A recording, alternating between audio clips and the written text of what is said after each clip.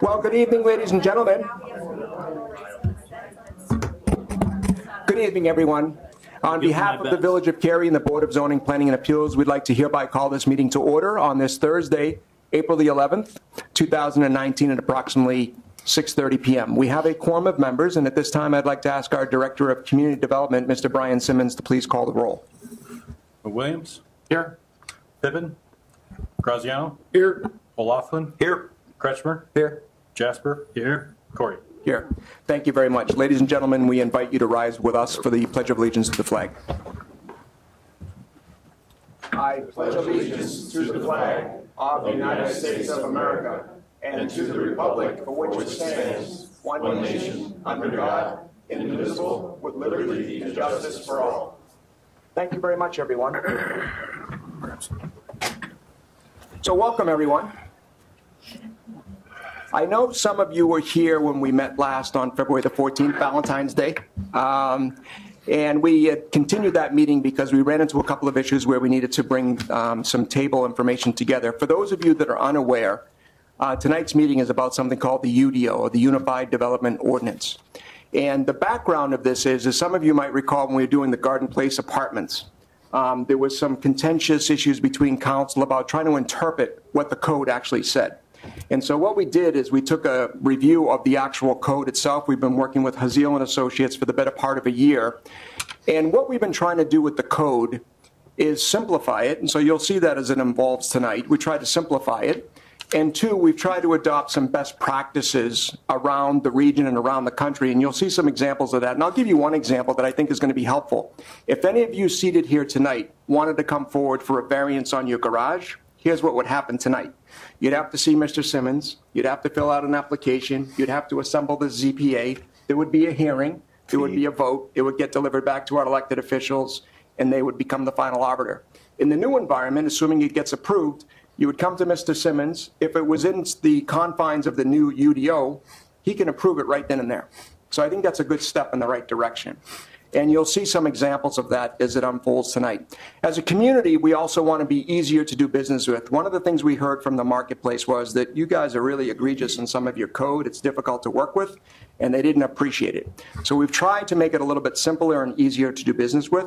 And then ultimately, we want the new UDO to be a framework in which to create economic development. So when developers want to come to town or someone wants to open up a new business, it creates jobs. So we're trying to use this as a framework for our community. And so as the process unfolds tonight, be thinking of those issues in your mind. Now, there are no fewer than 12 chapters in the new UDO. So the 12 cases that we have here tonight represent each of the respective chapters. Now, as it relates to the process, I know some of you are here. I recognize some of your faces from the last time. Just by way of background, any of you here that want to speak will be given the opportunity to do so. You're welcome to do that. You may have noticed the sign-in sheet when you came down the stairwell. I saw many of you signing it, so thank you very much. When you approach the podium to speak, we humbly ask that you state your name and address for the record, because if you're not aware, the proceedings tonight do get recorded, and if you go to the Cary Village website, you'll see that those that are unable to attend can go back and review the proceedings. So that's why we ask you to state your name and record, because it is a matter of public record. Now, what happens tonight is Mr. Simmons is going to give us an overview of each of the respective cases. And once we do that, the ZPA members themselves may have some questions for Mr. Simmons, and then we open it up to public comment for yourselves. There's not too many of you assembled here, but enough that give some reflection of what you want to speak to. We would humbly ask that you try to limit your comments to 2 minutes, and recognize that it's not necessarily designed to be a debate between yourselves and ourselves, but if we can try to meet the common ground amongst this group here, these gentlemen are open-minded. If we can quickly respond to a question, we tend to do that so we can move the case along. And then finally, after each of the respective cases, we take a vote, and then those 12 cases will be delivered back to our elected officials, and they will become the final arbiter of our discussion tonight. So that's the background, and that's the process. So before we begin, in an effort to create a little bit of alignment in our meeting, does anyone have any questions that we can address before the meeting begins? No? Okay, good. So well, I do have one housekeeping issue before we begin, and maybe by way of background, I'll ask each of the members to introduce themselves so we all know who each other are. So maybe we'll begin down here, Neil, with yourself, and then we'll just bring it right down the horn. Neil Williams, resident of Cary for the past 6 years. Jim Graziano, resident of Cary for the past 57 years. I think you have seniority, Jim. Yeah, you win. Brian Simmons, Director of Community Development for the Village. Hi, I'm Patrick Corey. Scott Euler, attorney with the Village of Cary. Frank O'Laughlin, he's lived here 19 years. Eric Kretschmer, resident for 14 years. You guys are making me feel old. Pat Jasper, 30 years. Wow, some good seniority here. So thank you very much. And council is here because this is a semi-quasi-judicial type of body here, and we do need to follow some legal areas of making sure that we step through this process in the correct way so that when the proceedings are done, if there's any questions about them, we have Mr. Euler here to respond to those. So, Mr. Euler, thank you for joining us tonight. We appreciate it. Thank you very much. So the first order of business, ladies and gentlemen, is that I have some meeting minutes from our last meeting of February the 4th and February the 14th, excuse me. And before I ask for general consent, I want to just confirm with all the gentlemen that you've actually received your meeting minutes. Yes. And you reviewed your meeting minutes. Mm-hmm. And before I ask for general consent, does anyone have any questions or comments on the meeting minutes? Okay, the chair seeks general consent of the meeting minutes dated February the 14th, 2019. Those in favor say aye. Aye. Any opposed? Thank you very much, gentlemen. So at this time, I'm going to recall case number ZPA 01001. This relates to our UDO, as I was mentioning, and I'm now going to turn it over to Mr. Simmons for an overview. Thank you, Mr. Chairman. The request or case again this evening is to discuss the village's proposed unified development ordinance and updated zoning map. For the benefit of the public who was here or weren't here back in February, this is kind of a multi-year process the village has undertaken to update our zoning regulations to better speak towards the type of development that has been occurring in the village and also speaking towards the type of development that the village would like to see going forward. A little background on the timeline for general purposes. This was discussed back in February as well. The village adopted a comprehensive plan back in February of 2015. One of the recommendations of that plan was to update our zoning regulations. Back in 2016, the village contracted with Housing Levine Associates to begin work on the Unified Development Ordinance, and over the past 3 years has had several workshops, both with this board, also with the village board, to review proposed modifications or proposed updates to the ordinances, which has then started the public hearing process following a joint meeting back in December.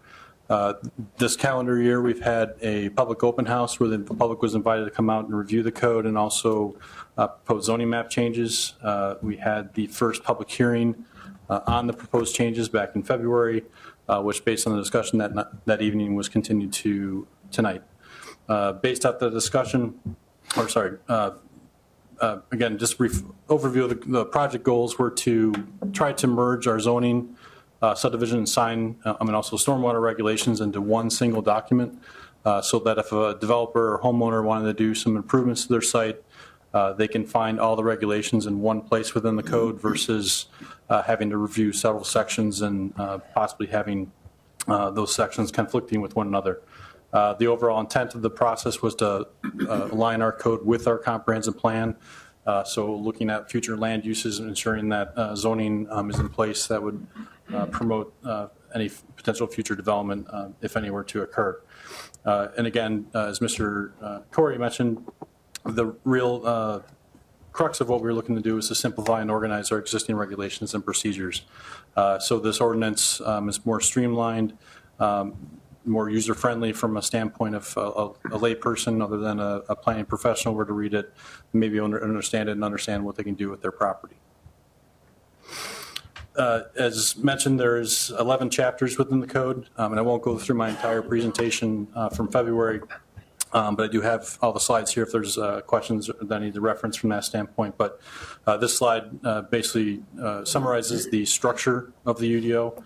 Specifically, the first two chapters look at the intent and purpose and also the classification of properties within the village into specific zoning districts and also what uses are permitted within those zoning districts. Chapter 3 looks at specific uses that are more defined in the code. An example is solar panels, which have different regulations that are drafted for those uses, even though they're permitted in each zoning district. There's additional regulations that would be in place for those types of uses. Chapter 4 looks at development standards. Those are standards that would be applicable to any property within the village beyond zoning requirements, specifically examples of codes provisions that are in that chapter would be fence regulations, parking regulations, landscape regulations for screening from adjacent and dissimilar uses. Chapter 5 is our sign ordinance, which is updated to reflect current legal proceedings or decisions that have been made regarding how you can regulate signs as far as commercial and free speech. Chapter 6 looks at subdivision regulations. That section was not significantly changed from our existing code, but regulates how you can divide property within the village to create additional lots for potential development. As mentioned previously, back in February, one of the proposed changes is to create a planned development ordinance that would regulate larger developments within the village and also any developments within the downtown area, would require them to go through a zoning process, but would allow developers and also property owners more flexibility with design rather than meeting the rigidity of specific setback, would allow the village board to grant departures from the ordinances for better design, higher quality materials or things like that for a project. Chapter 8 looks at non-conforming uses. Those are existing uses that exist at the time period that the code is adopted, would allow those to be grandfathered in. So again, that's carried over from our existing code.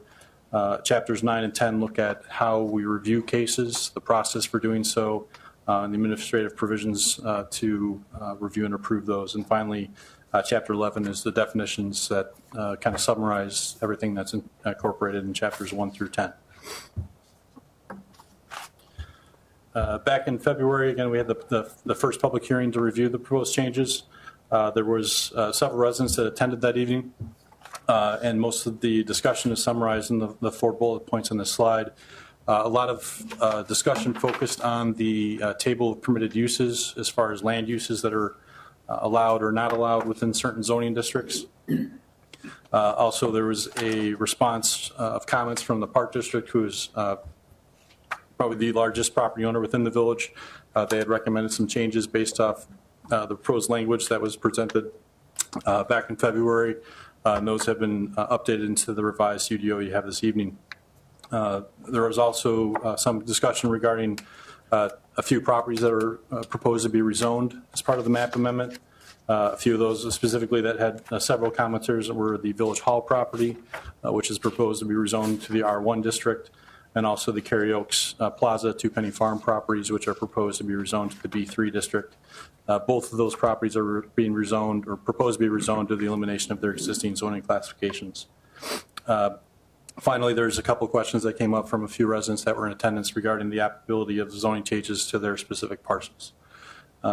Again, the hearing following the discussion was continued tonight, where we're proposed to some code revisions were proposed based off our work with our consultant team and also staff. Those changes were posted on our village website and also are at Village Hall, available for review as well.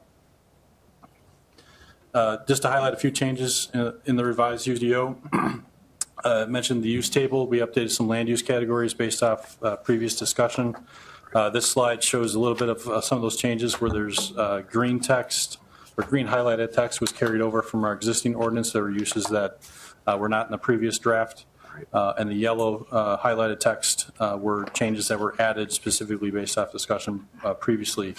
A few land uses that were added, for example, are music and dance studios, clubs and lodges, retail sales general, kind of an umbrella land use category that would encompass if retail use is not specifically listed in the code, would allow staff to review proposed use and determine if it is a retail operation and would be appropriate for those districts if it's not specifically listed within the code. Likewise, retail sales outdoor was added from a conditional use standpoint to allow more review of those types of uses. Coffee, tea shops were added. Gasoline service and sales was modified, was in the previous ordinance, but specifically for the B3 district. It previously was a permitted use and has been modified to be a conditional use. Currently, as of today, there is one gas station which is in a B3 district, which currently has a zoning designation. Motel and also archery and gun ranges were added that were in the previous ordinance.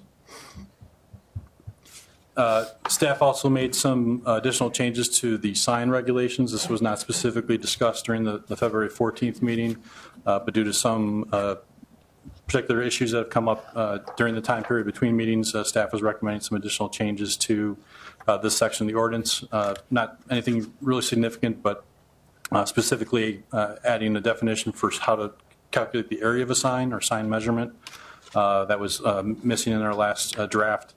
So that's been added back in. It was in our previous regulations. And also revised the table of permitted signs to allow monument and wall signs for non-residential uses in residential districts. So a church, a daycare, those types of uses would be able to have signage that they currently are allowed to have within the code, but the previous draft would have restricted them from having those types of signs. Finally, we also carried over existing definitions from our sign ordinance into the definition section so that those are adequately defined and addressed as far as the types of signs and what they mean. Any questions regarding these proposed changes at this time? Good. Wait, one quick question. Sure. Where did I find it here? Hang on. I was reading through it and did note it earlier. There we go. We are only allowing, we're allowing acute care centers in the under conditional use under the B1, B2, and M district. And then we're also allowing hospitals under the M district with conditional use only. But then we added heliport, but it's only a conditional use in the B2. Now, most hospitals these days have a heliport due to being a trauma center or something along those lines. Is that something we want to change and look at? That definitely, if we want to add that to the M district as well, we can add that as part of that. I would under conditional use. Sure, we can add that back. Okay. That way, if we do get a hospital someday, most of them for their trauma units do have a heliport. So, sure. Thank you.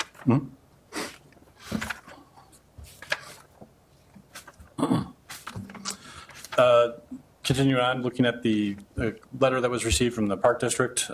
This was information that was presented back in February, but just to reiterate from the memo that staff provided at that meeting, we have updated the various sections of the code that were related to that memo to reflect what was proposed back in February. So those changes are also incorporated in the revised UDO you have this evening. I won't go through all those because there's probably 14 of them. Finally, for the zoning map, the proposed zoning map, which was proposed back in February, we are not proposing any changes to that based off revisions that we have been performed. Again, the main crux of what the village was looking to do is to modify or reduce the number of zoning districts that we have. So the table that was on the lower left-hand side of the slide indicates what our existing zoning classifications are and then how many districts are proposed going forward. As mentioned in February, there are three primary reasons or three primary cases that are leading to proposed rezonings. The first is the creation of the R2A district, which is specifically geared towards a small area of town that is significantly non-conforming now to existing regulations. So with the proposed revisions, we're reducing some bulk requirements for the R2 district, specifically for lot size, but it wouldn't still bring that area into compliance with code. So the R2A district is being created and those properties being rezoned to a district that would have even less restrictions as far as lot size created for them and bringing those properties into compliance with our regulations. The second change is the elimination of the B4 and the BP districts due to the limited number of properties that are currently zoned that classification within our zoning ordinance. Those properties that are currently zoned, those two designations would be rezoned to other districts that are appropriate for the existing or proposed or potential future land uses. Finally, there's the 4 PO districts. We're proposing to consolidate those down to 1 for park and open space. In addition, most of the existing park spaces that are in the village, which aren't zoned, one of those properties is proposed to be rezoned to the park and open space new classification. That's kind of the extent of my presentation this evening. I do have, again, all the information that I had presented back in February. If you'd like me to go into more detail regarding the ordinance in general and how we got to where we're at, I'm more than happy to do so. But this evening, the proposal is to review the UDO as essentially a text amendment. We're modifying our existing regulations. This slide indicates the standards that need to be met to support a text amendment. Specifically, the amendment would not be detrimental to the orderly development of the village. Amendment shall not be detrimental to or endanger the public health, safety, or general welfare of the community, and promotes the public interest and not solely the interest of the applicant. As previously mentioned, this proposed modification is village-wide. It's not specifically to specific parcels or properties, but is intended to clean up our regulations and make them more user-friendly, and also speak towards the type of development that already has occurred and also may potentially occur going forward. Additionally, the map amendments that are proposed this evening, there are various standards that need to be met for the rezoning of a property, which are summarized in this slide. Essentially promotes the public interests and not solely the interests of the applicant. Existing uses of property within the general area of the property in question would be consistent with the proposed map amendment. The properties in general are not suitable for the uses permitted under existing zoning classifications or the trend of development in the area since the original zoning of the affected property was established supports the request. Again, there's obviously with the multiple cases we have this evening, there are several properties that are proposed to be rezoned to new classifications. Staff believes that those new classifications better adequately address both existing development and also potential future development, and also are compatible with adjacent uses. Staff would be happy to answer any additional questions you may have. But this evening, we're recommending, again, the ZPA recommend approval of a motion to approve a text amendment and map amendment to adopt a new unified development ordinance and zoning map for the village of Cary. Thank you very much, Mr. Simmons. Gentlemen, questions for Mr. Simmons? I see all the changes we had recommended last in February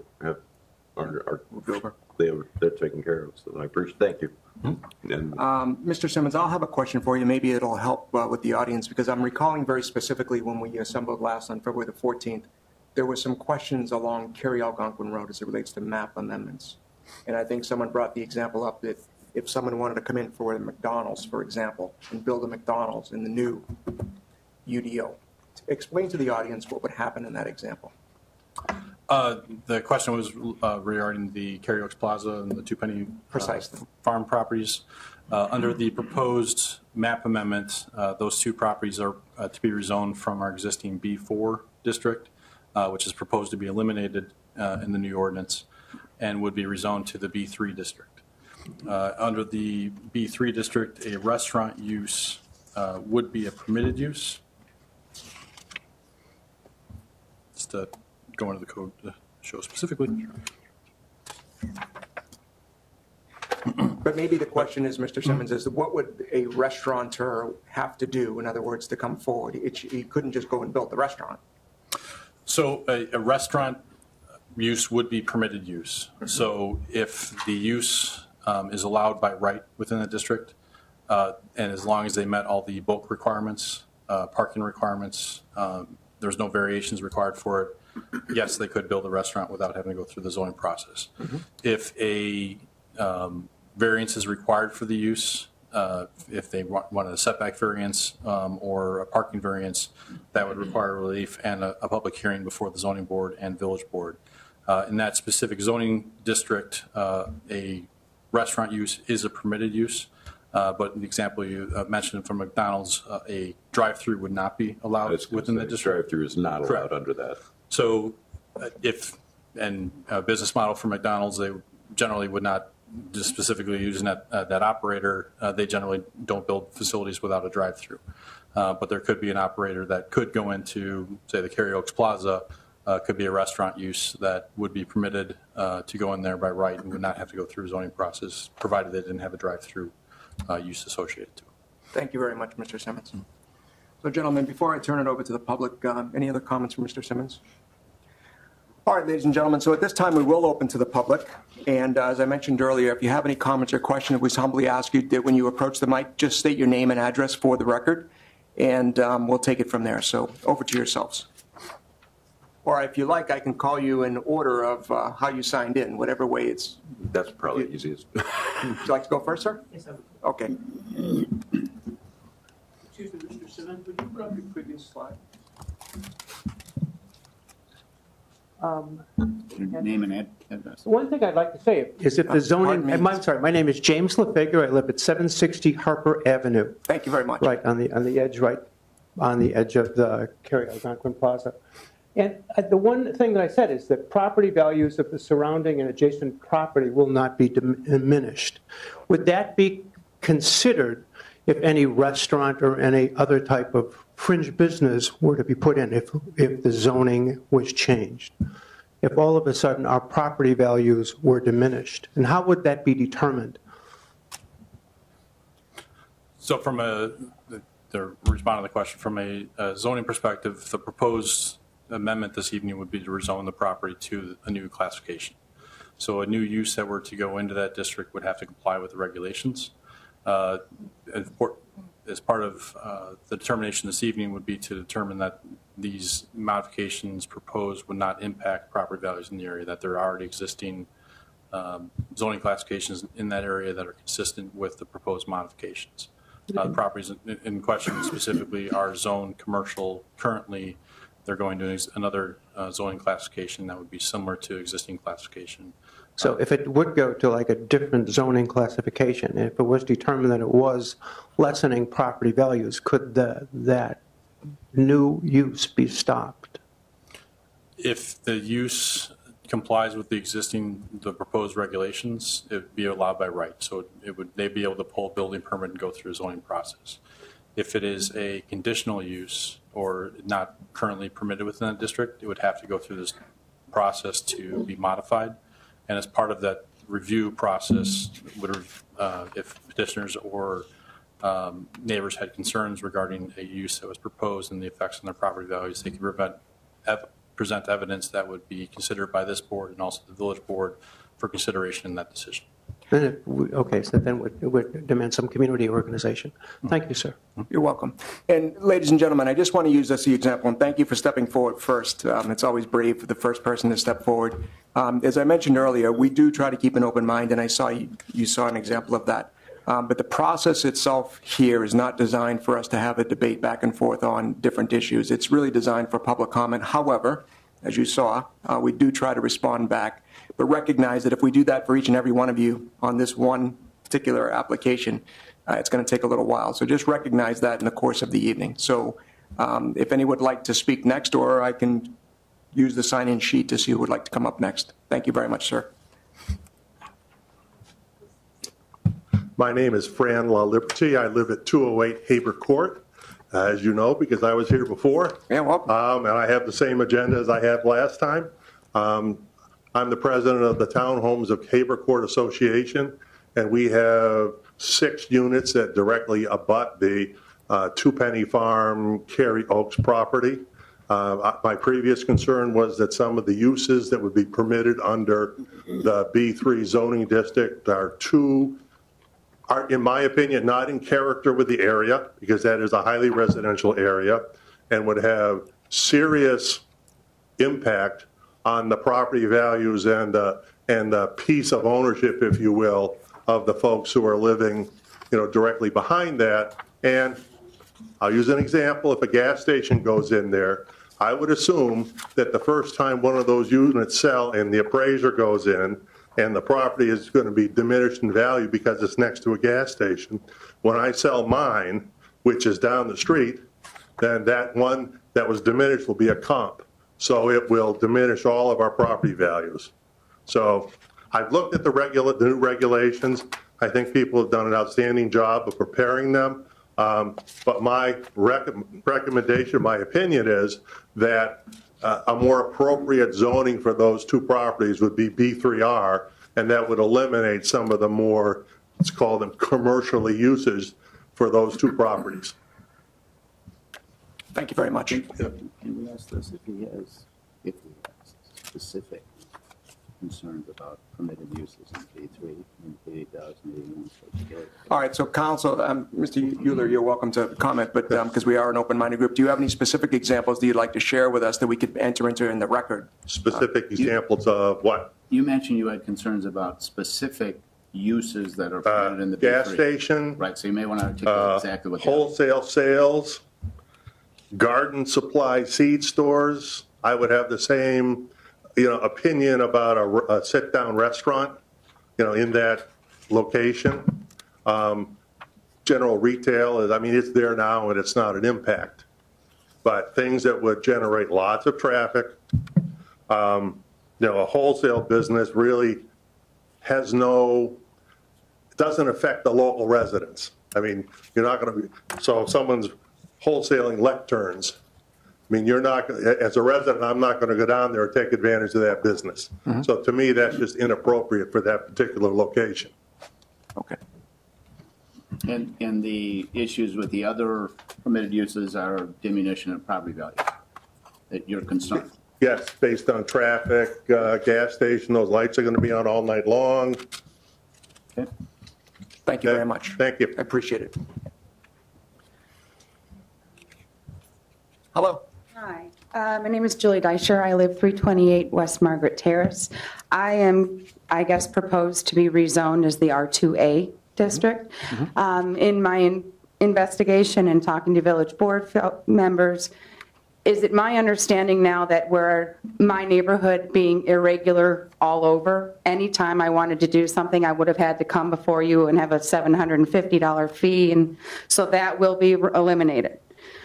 Okay, so that's what I wanted to know. And also, it's, from what I've been reading, this is kind of the anti-McMansion.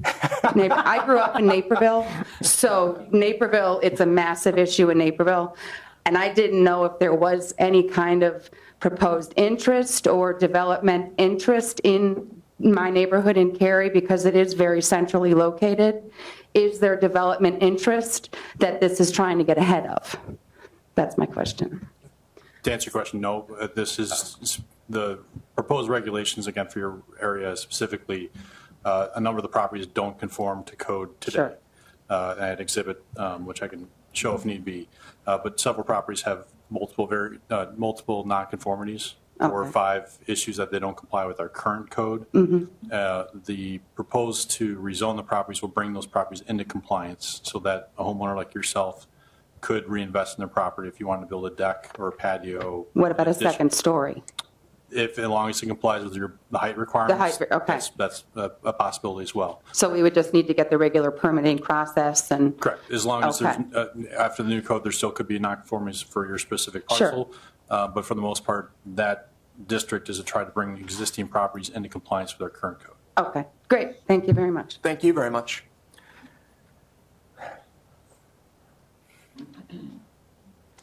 Hello. Hello. My name is Pat Howe, and I live at 240 Haber Court. I'm a neighbor of Mr. La Liberté. I oppose the zoning changes for the 7-Eleven strip mall and Two Penny Farm. The nature of the area surrounding these properties is all residential, occupied largely by senior citizens like myself. Most of the businesses allowed in the proposed zoning change would negatively impact the value of these homes and the quality of life for the homeowners. Over the last few months since rezoning has been suggested, I have tracked online the value of 4 townhomes that abut these properties, and their worth has virtually remained unchanged while the value of comparable townhouses located nearby has risen. I propose that the existing zoning category for Two Penny Farm and 7-Eleven strip mall be maintained. Two Penny Farm especially should not be developed. The house itself was clearly built in the 19th century and should be preserved. The village of Cary has a lot of space dedicated to industry and commerce, more than most suburbs I've lived in. Our commercial and industrial area stretches southeast along the tracks almost from the river and continues on along Industrial Drive and Three Oaks Road to the village border on the north. Additionally, most of Route 14 in Cary is occupied by businesses, and there is still a lot of undeveloped land on Three Oaks near Aldi. With all this existing and potential commercial property, I question the need to develop new businesses in a primarily residential area. And I do have a question for Mr. Simmons. Okay. I've heard that the village intends to develop Cary-Algonquin Road as a commercial corridor. Is this true? No. No? Okay. Ms. Howe, I do have a question for yourself, Certainly. if you wouldn't mind. You were mentioning property values, and I recognize that's a sensitivity, but you said some corresponding properties in and around your area have gone up. Could you just state for the record where those were? Some were in Sienna Point, and there was another townhouse on Haber Road. So they were not in my subdivision. They were outside. Okay, thank you very much. You're welcome.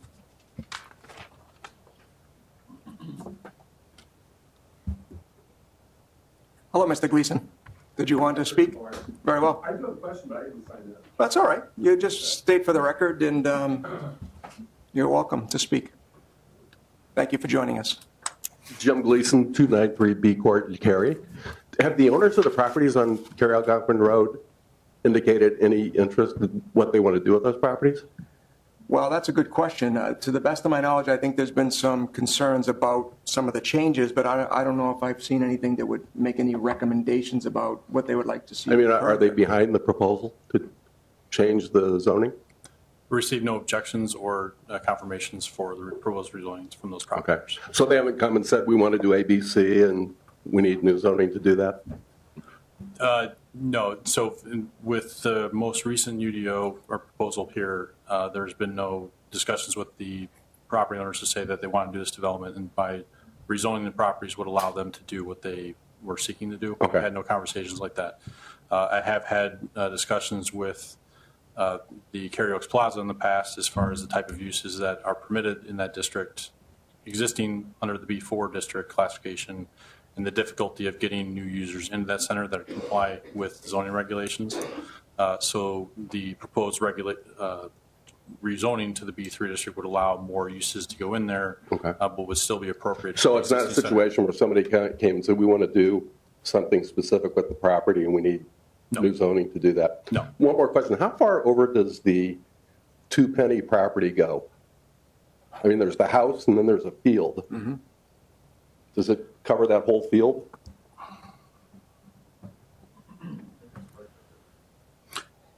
The property directly to the north of the site where the field is located at, as you go further toward Main Street, that's park property, park district owned. So is that affected by the zoning? That's rezoning to a different classification of park and open space district. Okay, so any restaurant or whatever would just have to be where the house is? Essentially, Basically. the parcel where that house is located on, there is some open space on that parcel as well in front of it, and then also to the south of the property. Is there a creek behind it? That's on the park district property, I believe. Okay. Thank you. Can we get your name and address? Yeah, Jim Gleason, 293 B Court, the Cary section of Trout Valley. Yeah. Thank you, Mr. Gleason. I was concentrating something and you took it away. What? It's. Oh, sorry. Thank you. I was focusing in and then boom, it was gone. Hello again, everyone. Hello. I was here on Valentine's Day. My name is Linda Stell, 269 Stonegate Road in Cary, Trout Valley, Cary, right across the street. And I was here and I was concerned about this building being rezoned R1. Because to me, that meant that to build houses here, this building would have to be demolished. As far-fetched as that seems, it's of great concern to me and a lot of other people. And now I'm hearing the Little Blue Farm, or Two Penny Farm, is at risk also. And these are two very important historic buildings that I don't see are getting any attention or any concern for preservation, or I don't see that happening here. And also, I want to go on record again to state my concern for these historic buildings, because after I was here last time, I went back to the village's site to see how I looked, on video, and there's no video of the public portion, right? Correct. We had a technical issue with the camera cut off halfway through my presentation last time. So we do have an audio recording of the entire proceedings, so we do have those records. Right, but there's no video. And I've heard of so many important historic buildings being torn down, and afterwards people saying, oh my God, why didn't anybody do anything about it? Why didn't anyone stop this? This is tragic. So I'm here again to say on record, and I hope the video is working, because I'm very concerned about the historic buildings. They're wonderful. They have significant history for our area, and I don't want to see them torn down. They are not protected. There's not a whole lot of protection that can be given. If the zoning is against you, you're out of luck. And like Brian says, if someone comes in and wants to do exactly what the zoning ordinance says they can do, there's not even a public hearing. It just happens. So I just want you to know that I'm concerned. It's not covered. And after I spoke last time, I asked if any changes had been made based on the public hearing comments. And there have been no changes to the map. So that means that this building is still going to be changed to R1 residential, is that right? That's the proposal, yes. Mm-hmm. Okay, so what people said had no effect? No, it's taken as advisement. This board considers it. Obviously, a recommendation has not been made yet, but from a staff's recommendation, we're proposing to rezone it to R1 district because we're eliminating the BP district, which is currently zoned. It's a less intense zone that is the property currently zoned, which will allow a warehouse to be constructed here by right. But I think I suggested some other zoning usages or descriptions that would be more appropriate. Yeah, from the R1 district, rezoning it to R1, a municipal building is still a permitted use in the district. So the existing use of this property as a municipal building is permitted in the new zoning classification. So how it's currently being utilized would still be allowed by right going forward. Going forward, you have property for a municipal complex over on Industrial Drive. And I know that one of the trustees said that depending on how much the costs come in to fix this building, it may very well be that you just build your new complex and move out of here. So that would mean that, another municipality isn't going to come in here. Correct. There could be another use that's appropriate for that district, a daycare, school, another municipal type use, a senior center, could be a potential use of the building that would be permitted in this location. So if a use that's proposed for the site doesn't comply with that regulation, then it would have to go through the zoning code to possibly change the ordinance or the designation for this property. If the property is to be demolished or ever was demolished, any new construction that would occur here would have to comply with those regulations. So it would have to comply with the residential zoning classification. But a municipal use, the village hall, police station, those types of uses still would be permissible under the new zoning classification going forward. Okay, But one more question. Should someone come in and want to demolish the building, and that would be allowed under those classifications without a hearing? Well, it's owned. It's owned by the village, so from any sale of this property would have to go through a civics process to sell the property. So, and Mr. Mueller can provide more information as far as the process from that standpoint, but the public would be allowed to comment and participate in the sale of the property and discussion from that standpoint, and ultimately, it's a board decision whether that includes the potential demolition of this building. I would say long-term, I don't know what the future use of the property is if the village hall stays here or goes off-site. That's a different matter that the village is looking into, but right now, the property is utilized for village hall. It would continue to be utilized as village hall after rezoning, and the zoning would allow for that to continue to occur. Well, right, so as to any private development, that could not occur secretly. The board would have, this board, the village board for Cary, would have to engage in a public process to sell the property. And to do that, they have to take public votes, they have to have public discussions, they have to take bids on the property if they propose to sell it. So your concern, which is I understand your concern about this being developed without any further process, public process. That is my concern. That can't happen at this point. It's Great. owned by the village. So. Okay, thank you very much. Thank you. So do we have any additional comments from the audience? Hello, George Hinkus, 277 Little Stonegate. So just confirming, you had mentioned that as part of the new zoning, I'm talking about the parcel here being changed to R1. Mm-hmm. Looking at the current zoning regulation grid, for lack of a better term, on the current, it does show that only like police department, whatever, is not allowed in R1. Where is that going to be a change where you're going to allow that X to be in the R1 zone? Because I don't see that in the table right now being allowed and an allowed use for an R1. It's under emergency services. It's a conditional use, so it's an existing use of the property. It's under, if you're reviewing the code, page 5. You can see there's emergency services is specifically listed. There's municipal buildings and maintenance facilities is permitted by an X. Okay. And public safety, police is a conditional use. So it's an existing use on the property at the time of rezoning, so that use can continue. As all right, because again, what I'm referring to is table 17.23, table of permitted uses. Or you're looking at the existing code. So that's what I'm saying. So okay. So that's part of the changes in the UDO that you're referring to. Correct. Okay. Yeah. Thank you. Thank you. Is there anyone else that would like to speak?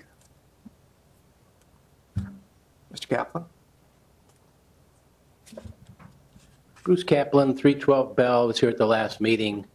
I'm a commercial realtor by profession, and I have the dubious distinction of representing some of the people that actually own some of these properties in town and have the issues associated with them that make their lives difficult. Specifically, we're big advocates of private property rights, and I completely understand the people with the townhouses behind the 7-Eleven property wanting to protect their values.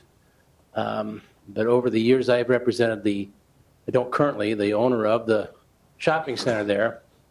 And you'll notice that more than half of it's vacant. And it's vacant because the uses in the B4 zone aren't sufficient enough to attract prospective tenants for this particular center in this location. So my question is, what about their property rights? I mean, their property values have been trashed because that B4 zoning is not adequate for the marketplace.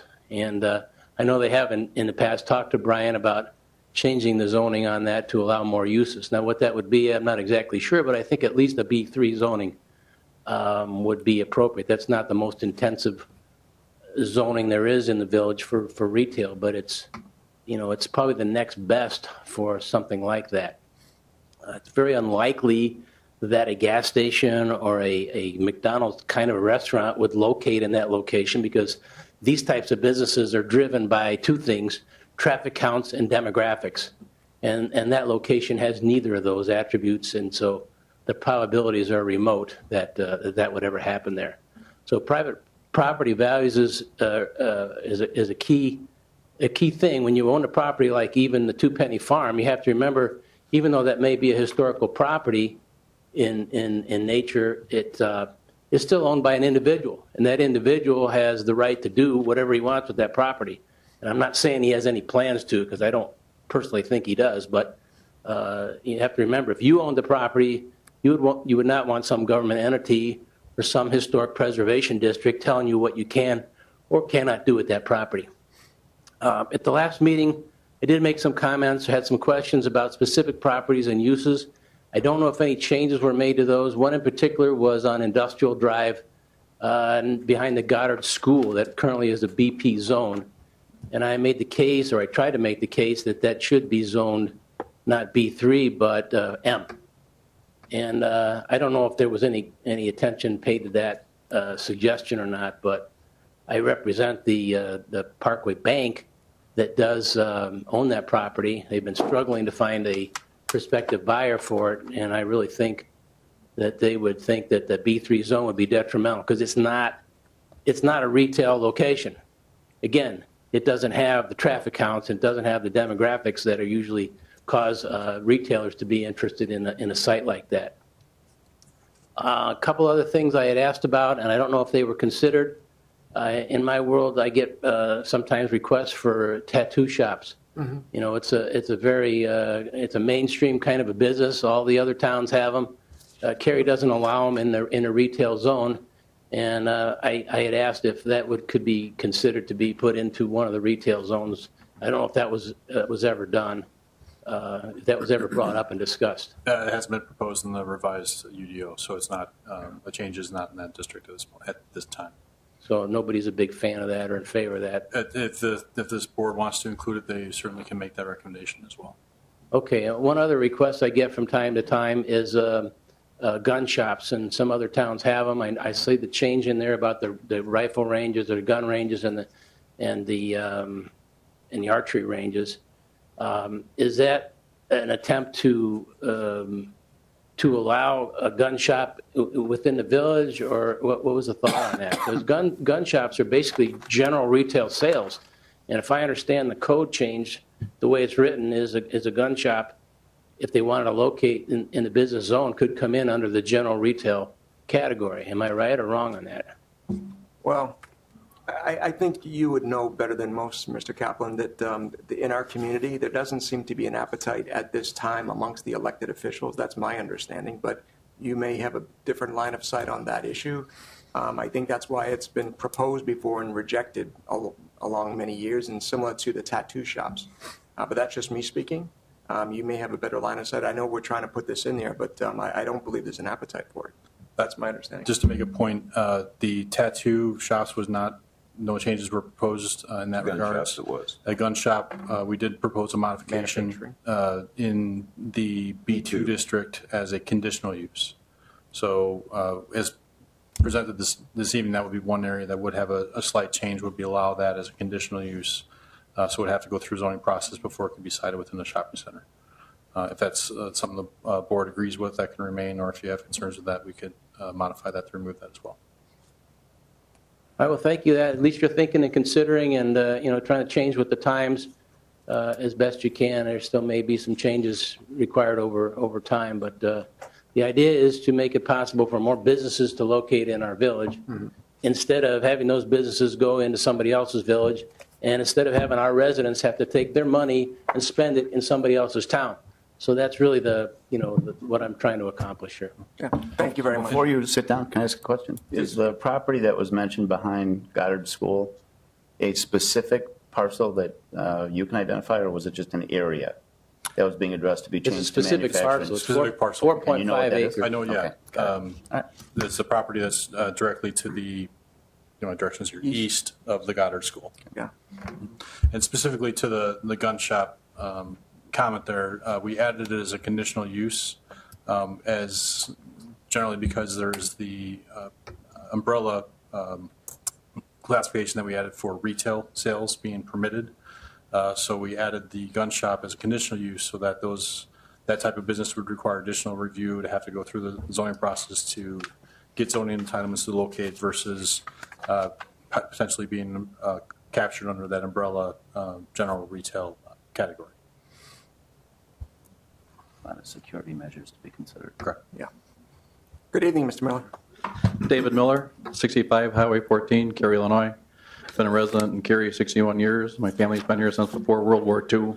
I think you now have seniority. I have history to it. I'm just hoping I could regain the agricultural status on our property. It's been eliminated over the years that there is no ag in the zoning. I'm not looking at having anything change to it. I'd like to have something just added to it to retain our ag status. We're considered ag in every other entity through the county, through the state. We're regulated by them, everything else out to it. And it's very important to us to keep it. It helps us maintain our way of life. It keeps it from being put into a TIF district that we can't be condemned, or easily to be forced into doing something else to it. The family, they like to maintain it the way it is. And I think adding an ag or agricultural to that zoning area where we're in would really be appreciated by our family. Was there anything else, Christina? So what I'm seeing on your proposed, Christina Anderson, 65, Highway 14. Thank you very much. Sorry about that. That's okay. So we are a farm in the village. We are also, there's a part, if you look at where the pink is, on the side of it is our property also, but it's in the county.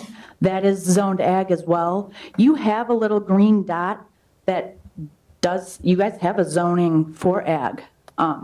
In the new proposed UDO. Like he said, we are a farm.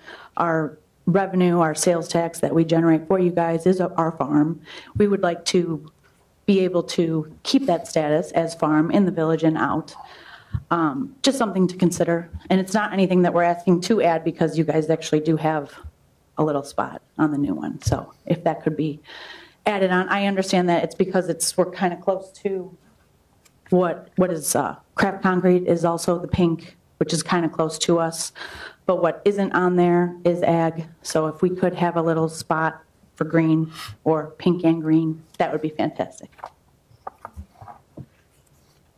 So, Mr. Miller, you would know better than I would. At any time in those 61 years, was your property ever agriculture in the code?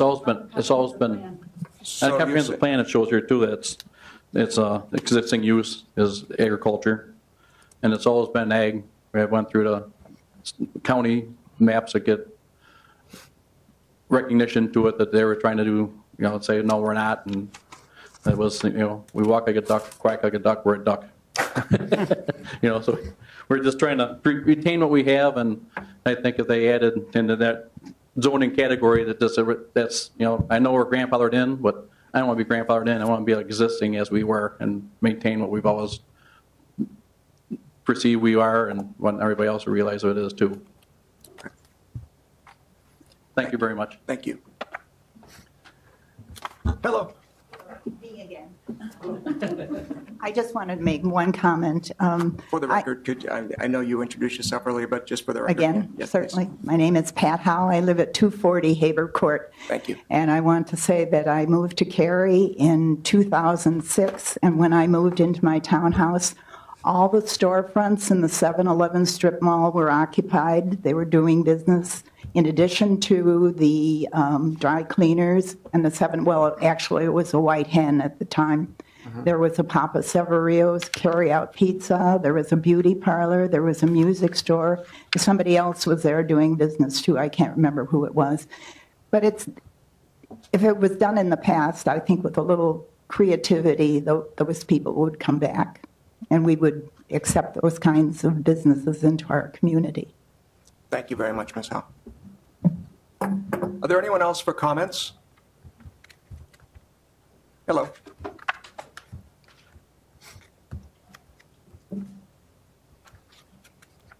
I'm Bill Sobolak. I live at 615 Aberdeen, right over here. I'm next to Val Butt Park. I wondered if there were any changes to what they can do with Park District land in the new zoning thing.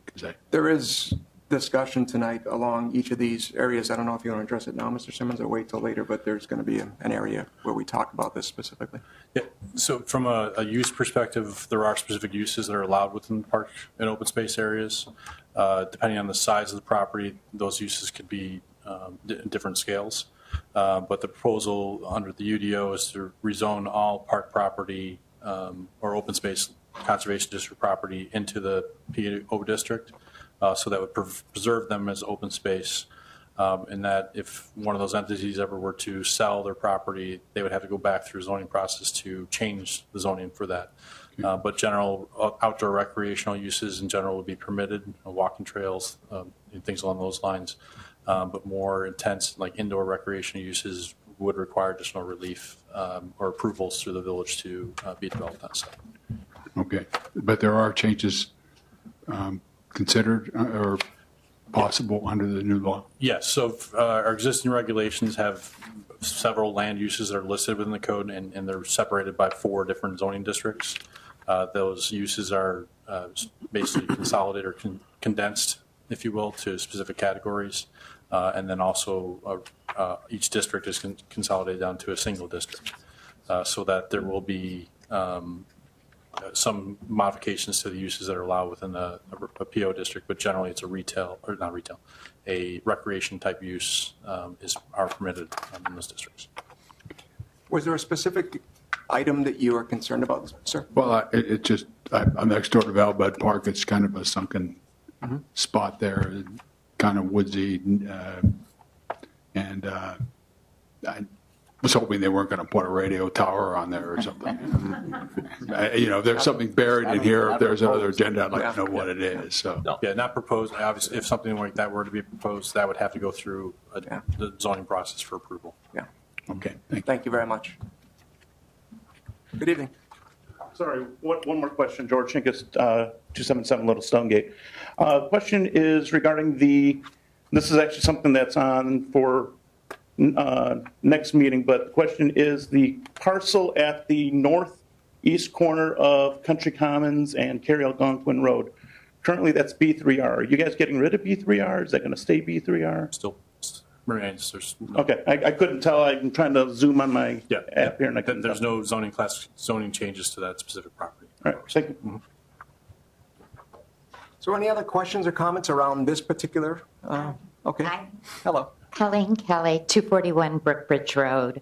I originally was here this evening because I'm concerned about the preservation of this building, and this was addressed.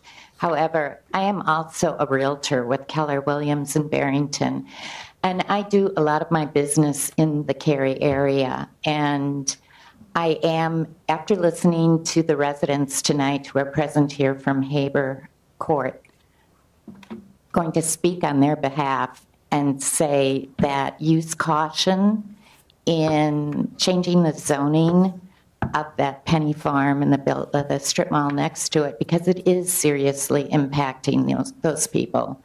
And you wouldn't want it to happen to any of you, but it is impacting them. There is a townhome there that is currently listed, and they are trying to sell that so they can buy a listing of mine. But it would be a home sale. We won't accept it. And their townhome has been on and off the market for over 500 days. And it does abut this area. And I really wasn't aware until I came here this evening. I couldn't understand why it wasn't selling. Now I know why it's not selling. But as I said, you wouldn't want it to happen to you. Don't let it happen to them. Okay, thank you.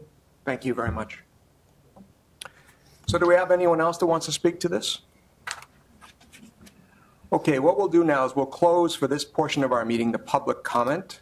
And Mr. Simmons, maybe I can kick this one off. So you might have heard in my opening comments, one of the things we were trying to achieve is to try to simplify our code, the UDO, by consolidating some of the districts. So maybe, Mr. Simmons, if you could try to take the group through here some of the changes that have been made and the rationale behind those, and then we can begin the discussion from there. Specifically for the zoning classifications? Yes. Okay. Yeah. Yeah, as previously presented, there's primarily 3 changes that are made to zoning within the code. Specifically, the first is the creation of the R2A district. As previously mentioned, that district is designed to address existing nonconformities which are in the village. So a large number of residential properties that currently don't conform to code are proposed to be rezoned to the R2A district, so they're brought into compliance with our existing regulations. As one resident in that area questioned this evening, would allow them to make improvements to their property without potentially having to go through a variance process. The second large area or main change that's predicating zoning modifications is the consolidation of the park and open space districts and rezoning existing properties to that new classification. So under our current code, there are 4 park and open space districts. Each has different regulations within them as far as the type of uses that are allowed or not allowed. We are proposing to combine those into a single district and then also rezone all the existing parks, which several, or I should say the majority of them, are currently not in one of those 4 districts. When the village created those 4 districts back in 2011, only 3 or 4 parcels have been rezoned to those classifications. The rest of them still remain their residential or other zoning classifications.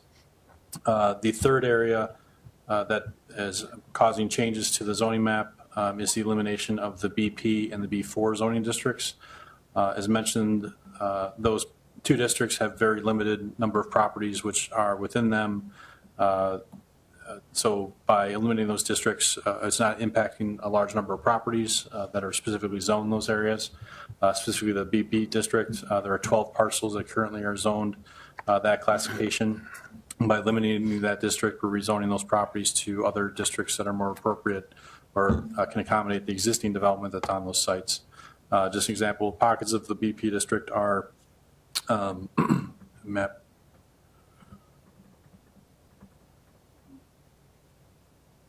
Pockets of the BP district would be at the end of Feinberg Court where the post office is located in this map area here.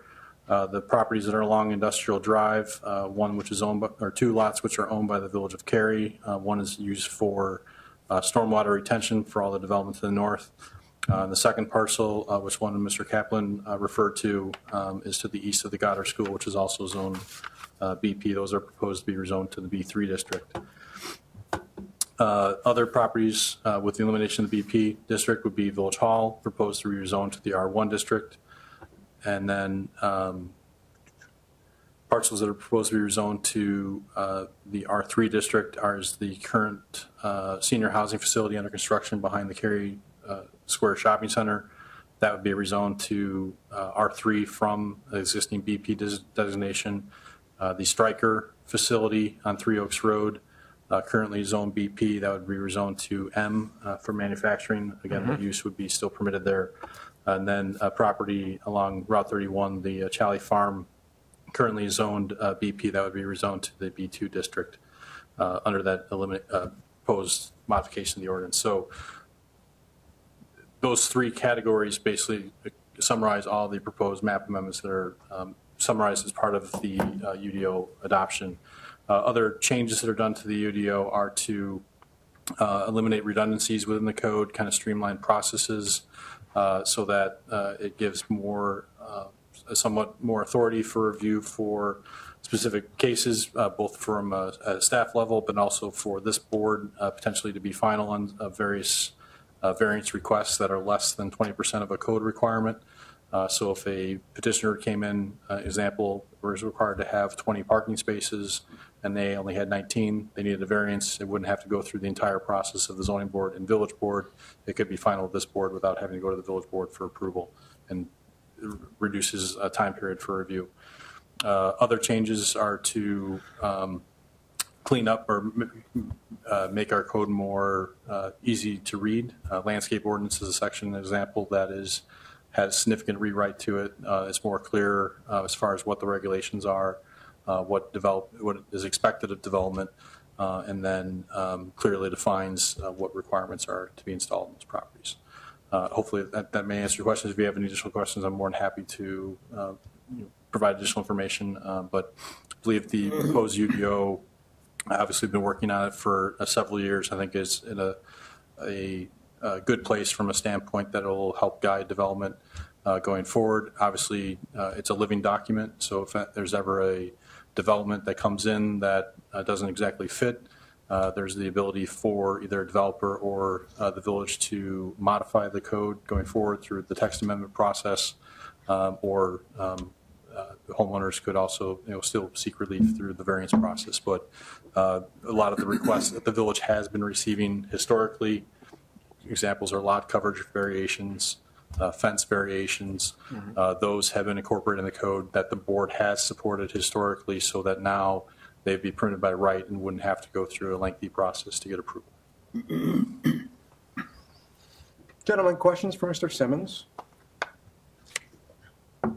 Mr. O'Laughlin?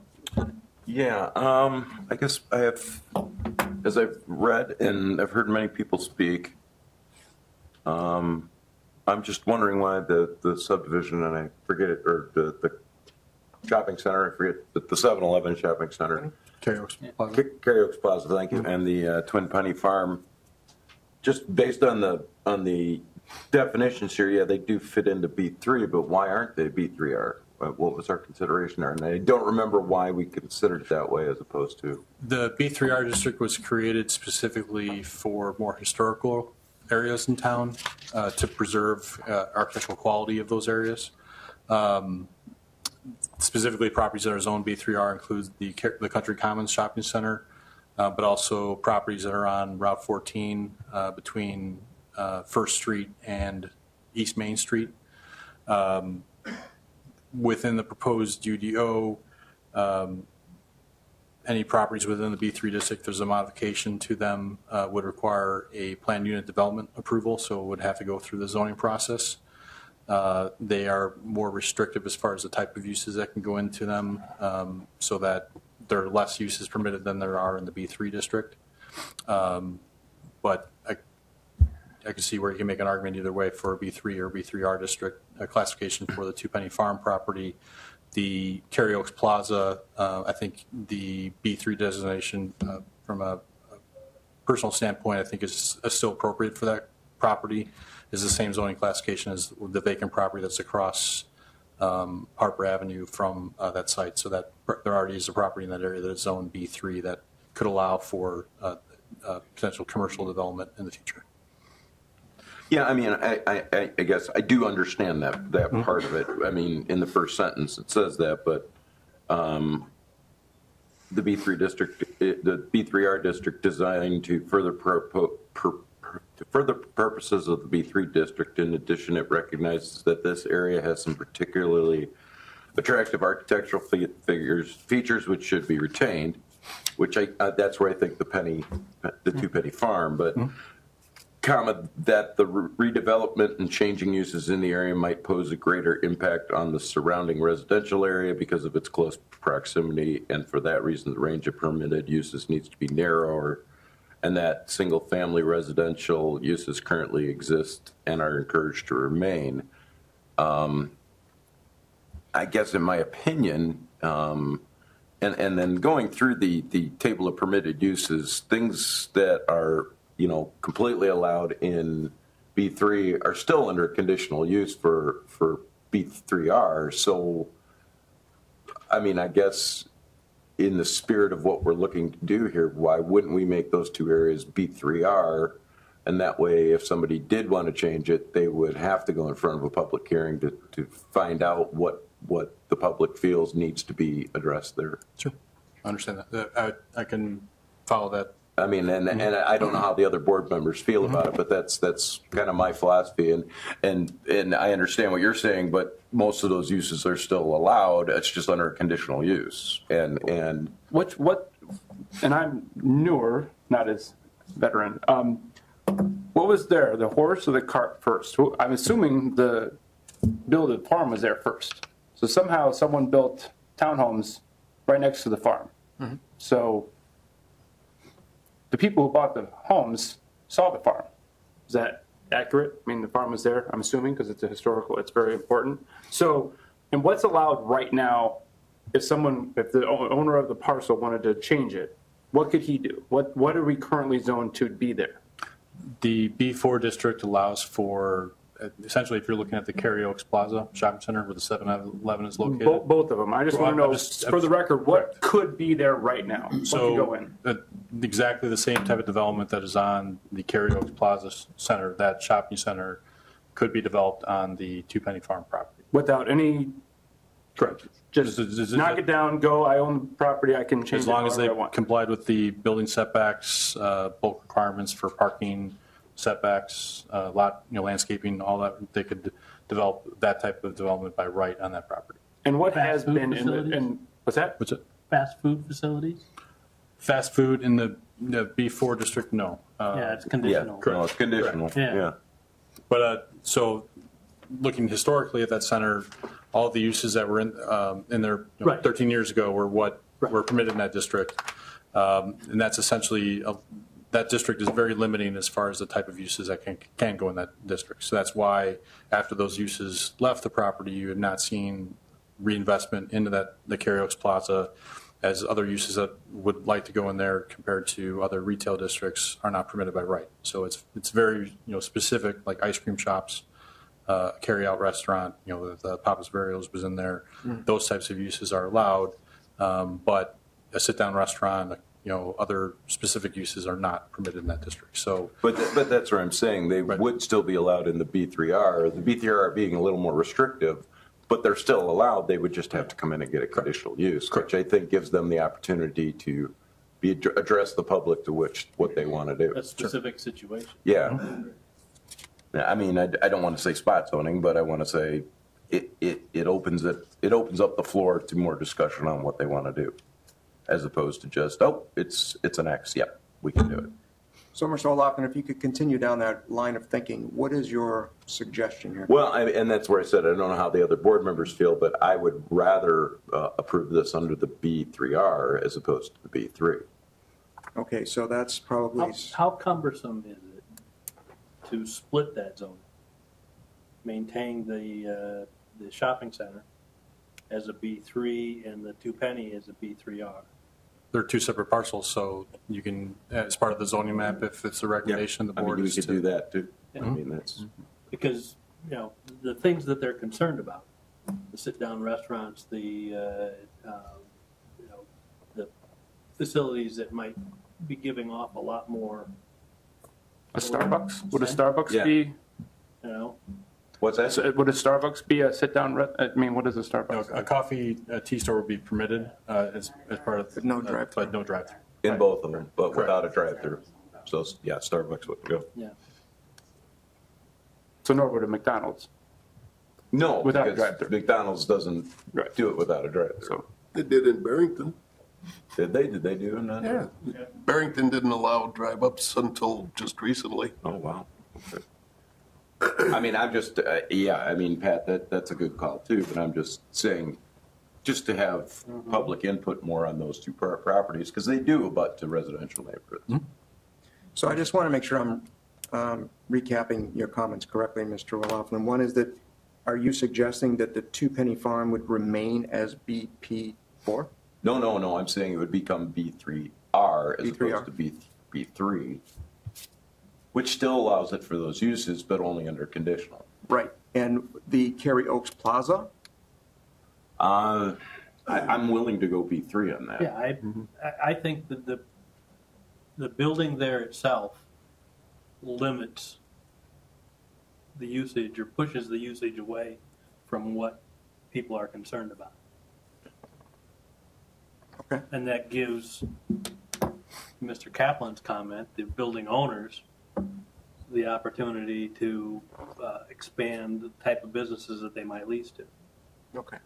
So let's continue down this theme. So gentlemen, there are other comments about this particular part of our discussion about B3R and these two properties and BP3. Is there any other comments around that specific issue at this time? And then we'll come back and we'll recap some of this. I think Frank's proposal is good, B3 for the existing and B3R for the Two penny. Yeah, the main differences between the two districts, again, is the B3R with the R classification to it does allow residential uses within it. So if the Two Penny Farm property were to be rezoned to that classification, multifamily, senior housing, those types of uses would be allowed in that building as a conditional use, so they have to go through a zoning process for it. It would But be that would, conducive to the neighborhood as well. yeah, That's still conducive to the neighborhood. I just want to make sure the board's aware of that. That's the main distinction between those two districts, aside from the architectural review process for each of those, the buildings in there to maintain a historical architectural quality to them. That would allow residential uses to potentially go into those sites as well. No, and I understand that, but I'm saying, with that being such a sensitive area in there, especially with the age of that house or mansion or whatever you want to call it, I mean, I think it's the community's right to have a little bit of a say in it and not just say, well, it's an X, I can build that. Sure, understood. Yeah. So gentlemen, what we'll try to do is unpack a little bit more of some of the public's comments. So Mr. Simmons, I know there was some concerns expressed around historical importance in buildings. I know we don't know what we know tonight, but if we could share what we do know on this building. I'll tell you what I've heard. One of the things that I have heard is that there might be interest by the Park District to potentially take over this building. That's one idea that I've heard. I've also heard the idea of a senior citizen center.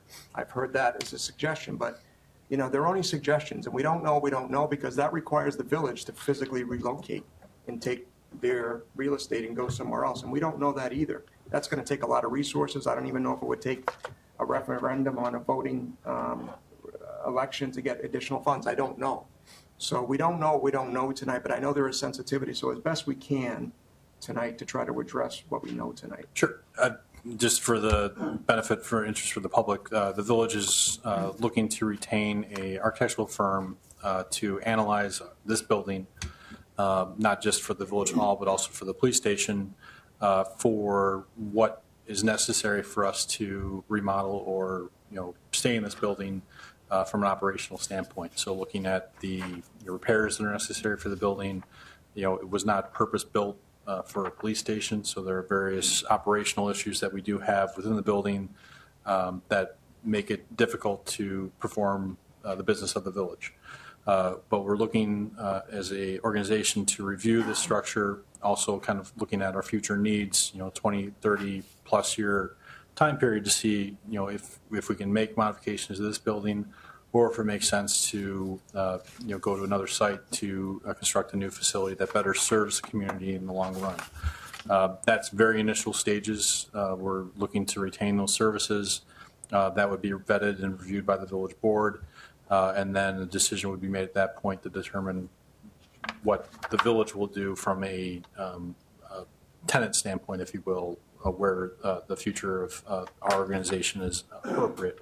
And that may still very well be in this building. Once that decision is made, then we'll determine, if we do move off-site and build another facility, and then if that happens, then the village would have a decision as what to do with this property, whether it be sell it to another governmental agency in the community or market it for other uses. But that's a decision that's further down the road to determine if we will be doing anything with the property specifically. And Mr. Simmons, I know Mr. Kaplan was talking about a piece of property that's over near the Goddard School. It's my understanding that if this were to relocate, and I don't know if this is the case, but if it were to relocate, it would be roughly over in the proximity of that area. That's the site we're looking at, yes. The village owns property on Industrial Drive that we're looking at potentially for a combined and the study will determine whether it's a village hall police station or just a police station or a combination thereof. But that's a site that we do own in the corner of Georgetown Industrial. That would be part of that analysis to determine what is best for the village and going forward to serve the community for the next 50 years. And could you address Mr. Kaplan's comment about the zoning that he's expressed concern about? Because he brought this up more than once, and I just want to make sure that we're making sure that we give this a good look at. Sure. The property in question that Mr. Kaplan is discussing is highlighted in this slide here. So it's the Goddard School, as you can see, is this parcel next to Georgetown Road.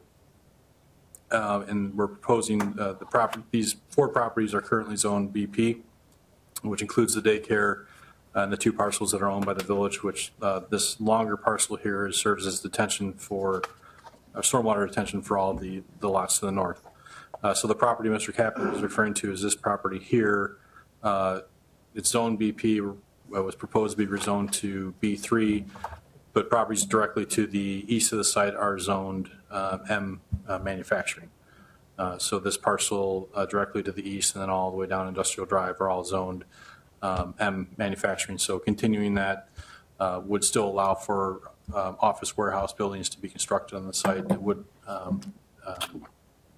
similar uses that are on Industrial Drive would be permissible within that zoning classification. There are other vacant properties right in and around there. Correct. There are vacant properties that front on Three Oaks Road. So you have these parcels that are along Three Oaks Road that are vacant. Those are zone B2. Those are not proposed to have zoning classifications change. They would act as a buffer towards Three Oaks Road for any development that occurs there, though if it were to be manufacturing in nature. And then also you'd have a buffer to the south, to the case of residential. There's the detention area that's a vacant parcel that would never develop as it serves as stormwater detention for that area. That would provide additional buffer to the residential area to the south of Cimarron.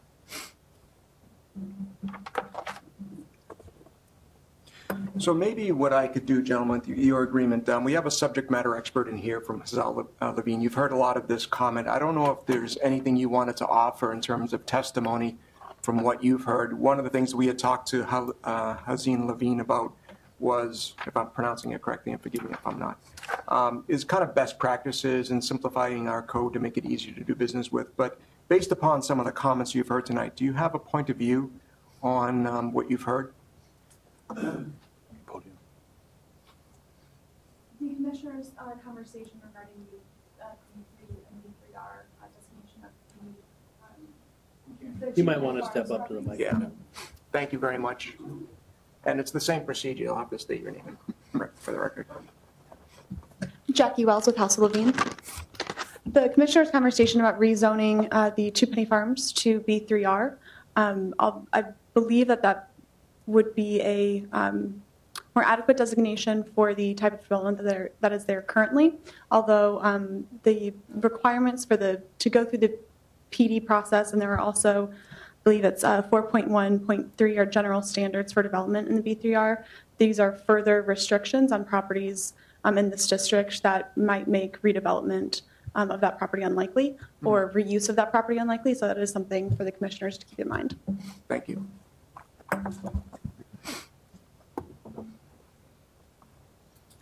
And Mr. Simmons, we also heard from one of the citizens about agriculture and it being rezoned. So do you want to comment a little bit further on that for the benefit of the commissioners? Sure. The specific property, the Lake Julian Trout Farm site has been zoned for commercial for probably 3 or 4 decades.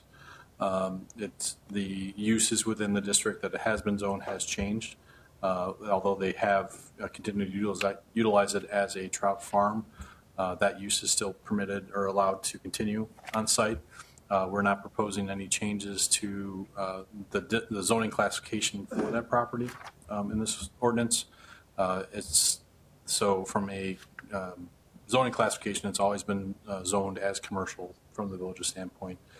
The zoning classification has changed from a B4 district historically to a B2 district, and the B4 designation was much different back when it was zoned B4 to what our B4 is today. So they're not apples to apples, but it has been zoned for a commercial operation for several years. From an agricultural standpoint, the property is assessed as an agricultural use. Okay. So that's different from a zoning classification or a use from that perspective. So they still, from a taxing standpoint or assessment standpoint, still are looked at as an agricultural operation. Okay. Thank you very much. So is there a reason other than the fact that it was commercial and we're just going to continue it commercial? If we're making these changes, why not make it agricultural like the county has? It would. I mean, it would. It's truly more representative of what the parcel is. or parcels. Yeah, there are other uses that are on the property that are not agricultural. You do have business operations there. So you have the storage facility. You also have the Lake Julian Contracting Company that are in that area. So there are different uses that exist there. But by rezoning it to agricultural, it actually would be downzoning it. So it would be taking away existing uses that could go potentially on that property. What does the comp plan provide? Comp plan calls for it to be for commercial, land uses. So the existing zoning of that still complies with our, thanks for the question, complies with our comprehensive plan, land use designation for that site. So we're changing it to? We're not changing it. It's currently zone B2. It's to remain B2. So the plan that you, the Plan Commission and the village have envisioned for that land in your overall planning scheme for that area is and remains commercial, which would be a reason to continue to zone it commercial. Okay, all right. The comprehensive plan says, can I make a comment, please? All right, Mr. Miller, I said we're an open-minded group. We have closed the public portion, but we're I breaking know. our own rules, but we'll try to meet the common ground. I'm not asking to be rezoned all agricultural, but we were at one point, Brian, we went through the records, and it was agricultural in the village of Cary, correct? It was a B4 designation, which You know, had some and then the agricultural uses. comprehensive plan that I helped put together with a bunch of other members here to it, it says that, Lake Julian being recreational, commercial fishing area is very important to keep it. It is zoned commercial, but it's recreational commercial, which was part of the first zoning we were also. I just want to make sure I keep my ag status, and I just thought it'd be nice we could not take away what we have there, that we just add agricultural being that is what it is, and add it to it. And the Lake Julian contracting parcel is in the county. No, that is in the village of Cary. Half of our 40 acres is in the county, the other half is in the village of Cary. And the only part in the village of Cary that's commercial is our warehouse complex. And that was to try to help subsidize the property taxes I paid to the village of Cary because farming doesn't do it. So we pay hefty in our property taxes too. So we are contributing, but I decided to get the agricultural back. I appreciate the time to talk again. All right. So I want to make sure that the gentlemen who are sitting up here are clear on this, is because I was a little confused on this comment earlier, is that from a taxing perspective, Mr. Simmons, I understand it's being taxed at an agricultural rate. But historically, it's part of the comprehensive plan now that we've passed. And it's not an agricultural district in the current code. So can you just, for the benefit of the members, explain how long we think it's been in its current classification?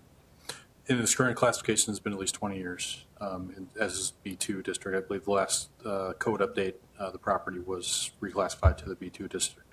Okay. If it were to be rezoned to the A1 district, you would allow, by right, they could farm the land, could have row crops on that property, silos, things like that would be uses that would be allowed on the site. Just to compare the zoning districts, mining, mineral extraction would be a conditional use. Obviously, it used to be a gravel mine. It's mined out. But Correct, we don't correct. have that. There's nothing left. It's still listed as a gravel pit. Are you really? Yeah. Oh, I geez. still mine. I still move gravel. So, and just for purposes of information, that equestrian sports facilities, conditional use, golf course, conditional use. But otherwise, that's the list of the uses that are allowed for that district. There's retail, other uses specifically would not be permissible in that. And how is it listed in the comprehensive plan, and how long ago was the comprehensive plan passed? The most recent comprehensive plan was 2015, and it's designated for as commercial land use.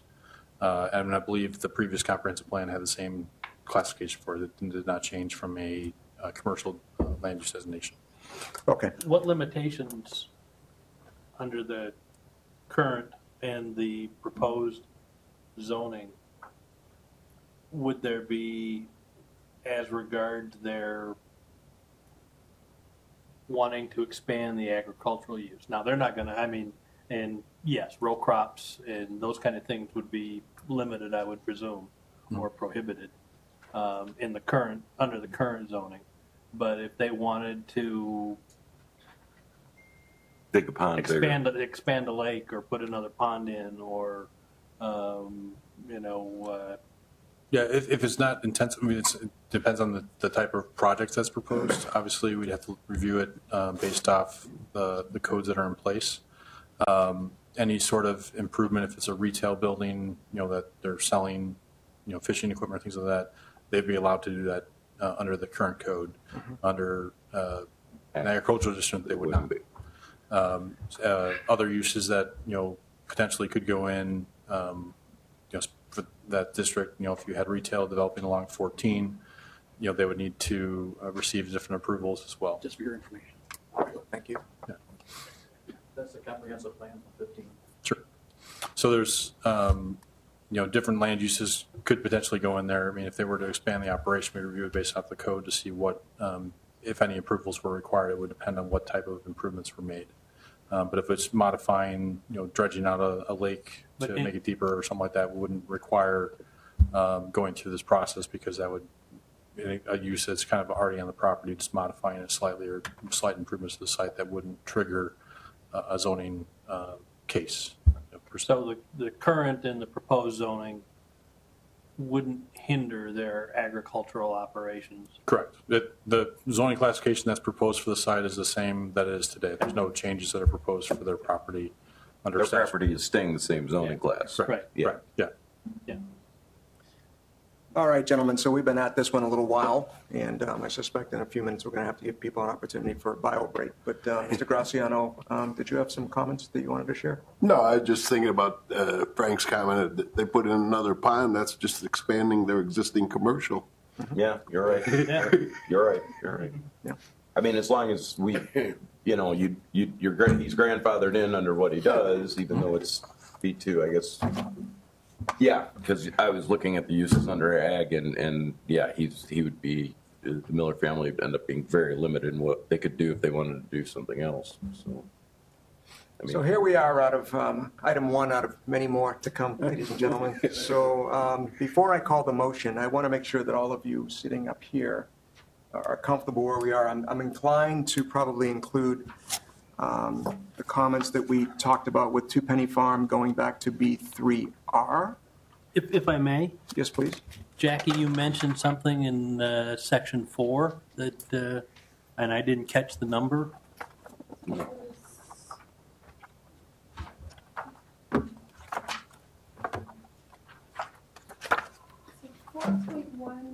and 4.1.6 are additional standards for the B3R district. Point 1. Thank you. Where is she? What page you on? Be the first page of chapter 4. Correct. So the B3R district, just for frame of reference, was created to have preserve the architectural quality of the areas that were zoned B3R. So specifically the area, again, between First Street and East Main Street, and also the Country Commons Shopping Center, more historical buildings in town. They do have requirements so that if you were to improve those properties or develop those properties, you need to maintain that architectural period, if you will, for those improvements or new construction.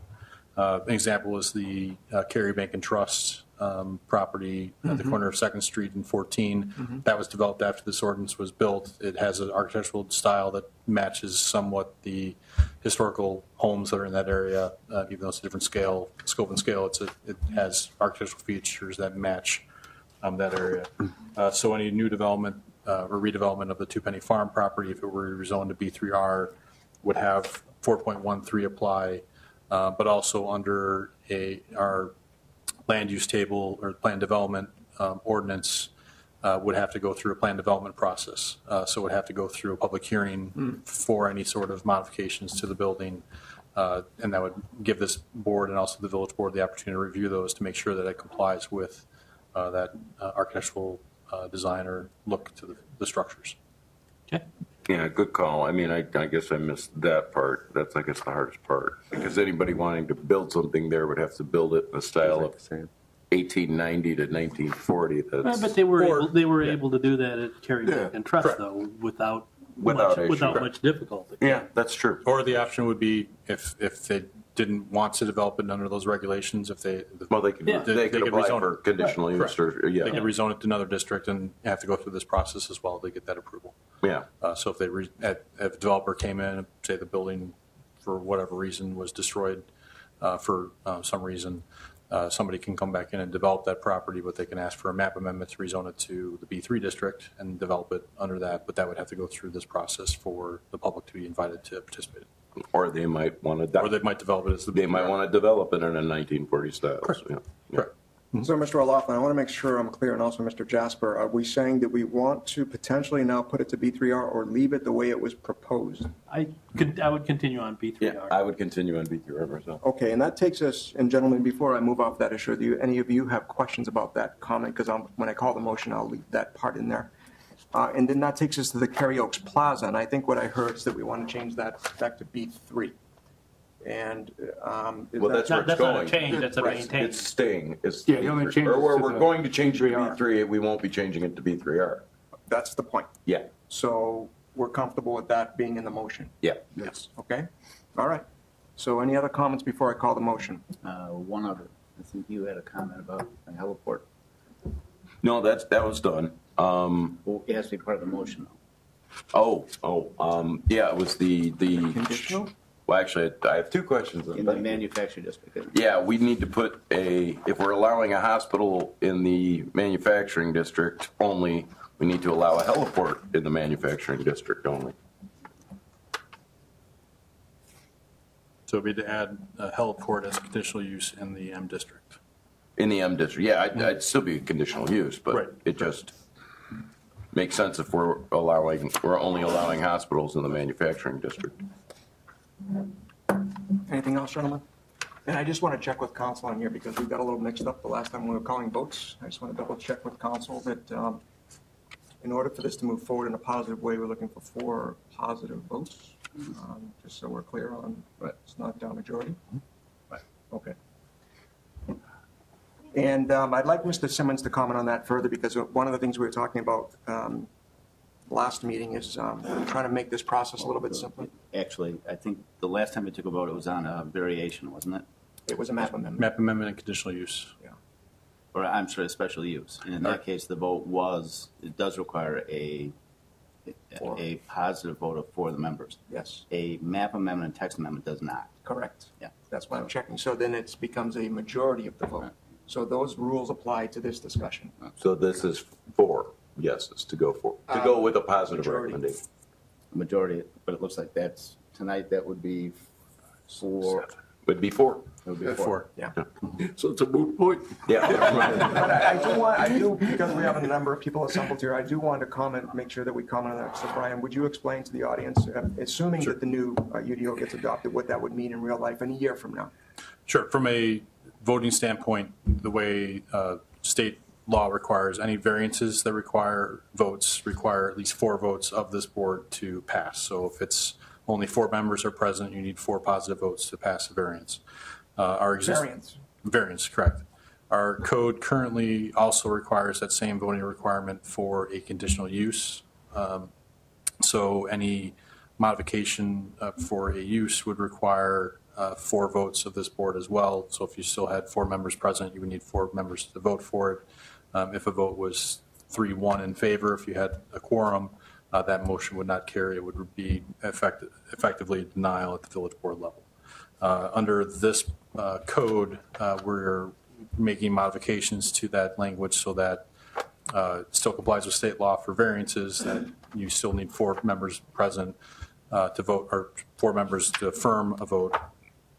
But for text amendment, map amendments, and conditional uses, it would be a simple majority of those present. Very good. Thank you very much. So that's important for all of us to be aware of moving forward. Yes. Gentlemen, it's not tonight, but moving forward. Yeah. And then I talked that my last one is,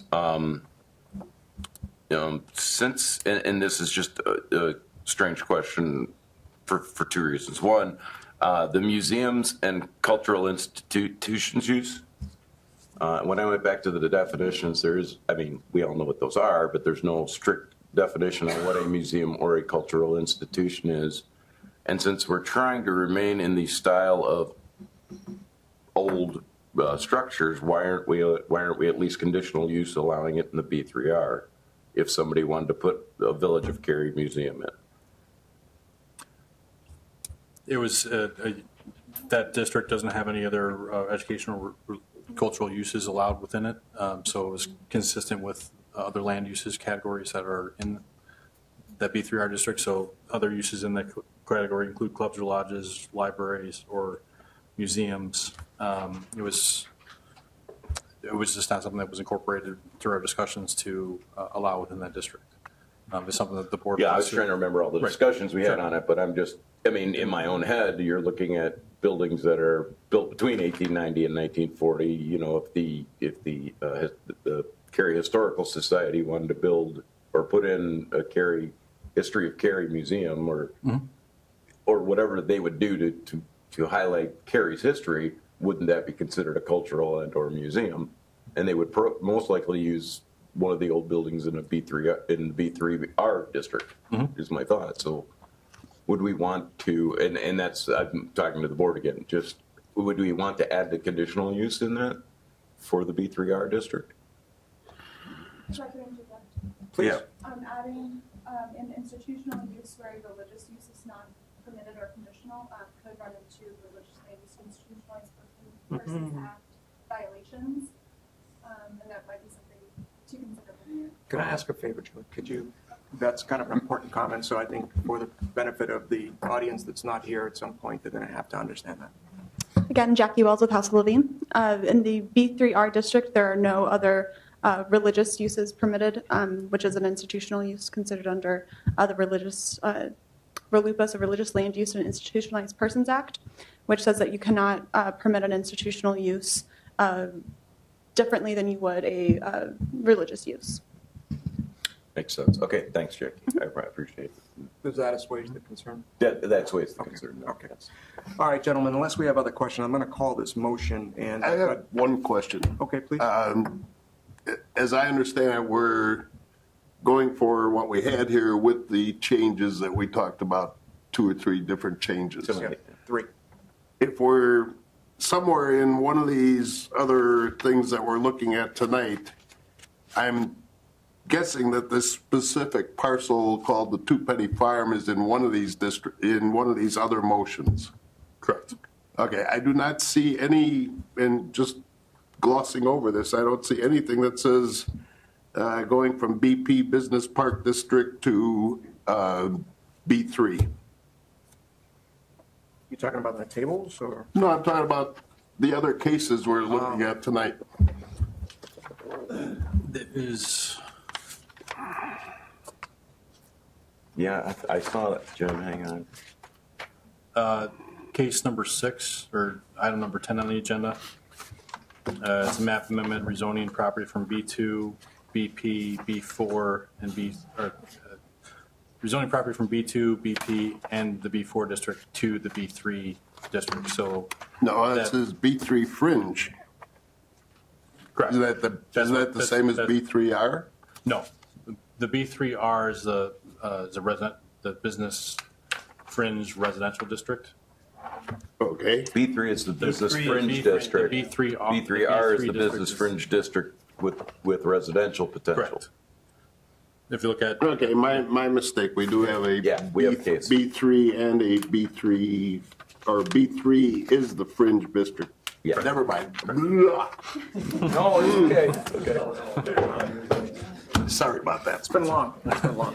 All right, gentlemen, so without further ado, ladies and gentlemen, and so you're aware here in the audience is that for those of you that aren't aware, when we make a recommendation to precisely that to the village elected officials, and this is one of many tonight, and at the end of the day, they have to make the final decision on what we decide. So we're an advisory group. We take the input of our community. We're obviously going to take a vote on this. And then ultimately, if you want to find out the final result, you need to go to the meeting whenever that's going to occur. Mr. Simmons will probably announce that at the end of the meeting. I'm assuming it'll be sometime in May when this all gets resolved, assuming we get through the rest of this evening. So without further ado, the chair will entertain a motion to recommend to the Village Board of Trustees approval of a text and map amendments to adopt a new unified development ordinance and zoning map for the Village of Cary with the following three criteria. One, Two Penny Farm will now be B3R. The Cary Oaks Plaza is going to be B3, so there's zero confusion about that. And then with regard to the hospital and the manufacturing district, we're going to include a heliport. Which is one of the new usage. It's under transportation uses. Yeah. So be adding the conditional use for the M district for heliport use. Thank you very much. Conditional use for the heliport. So those are the three conditions against this motion. So moved. Second. Thank you. So further comments on the, yeah, so this is where it gets busy, right? Yeah. So are there any further comments, gentlemen? All right, Mr. Simmons, would you call the roll? Graziano? Yes. O'Laughlin? Yes. Kretschmer? Yes. Jasper? Yes. Williams? Yes. Corey? Yes. So there's obviously a positive recommendation on the first case, and I want to say thank you to the audience for your input. I think that was helpful to all of us up here, so thank you very much for your support. I think what we're going to do here, it's about 8:21. I'm going to suggest we take a 10-minute break for bio, and then we'll reassemble, and we've got to go through. I don't know if each and every one of these cases are going to take this long. We have to discuss each of these parcels individually, don't we?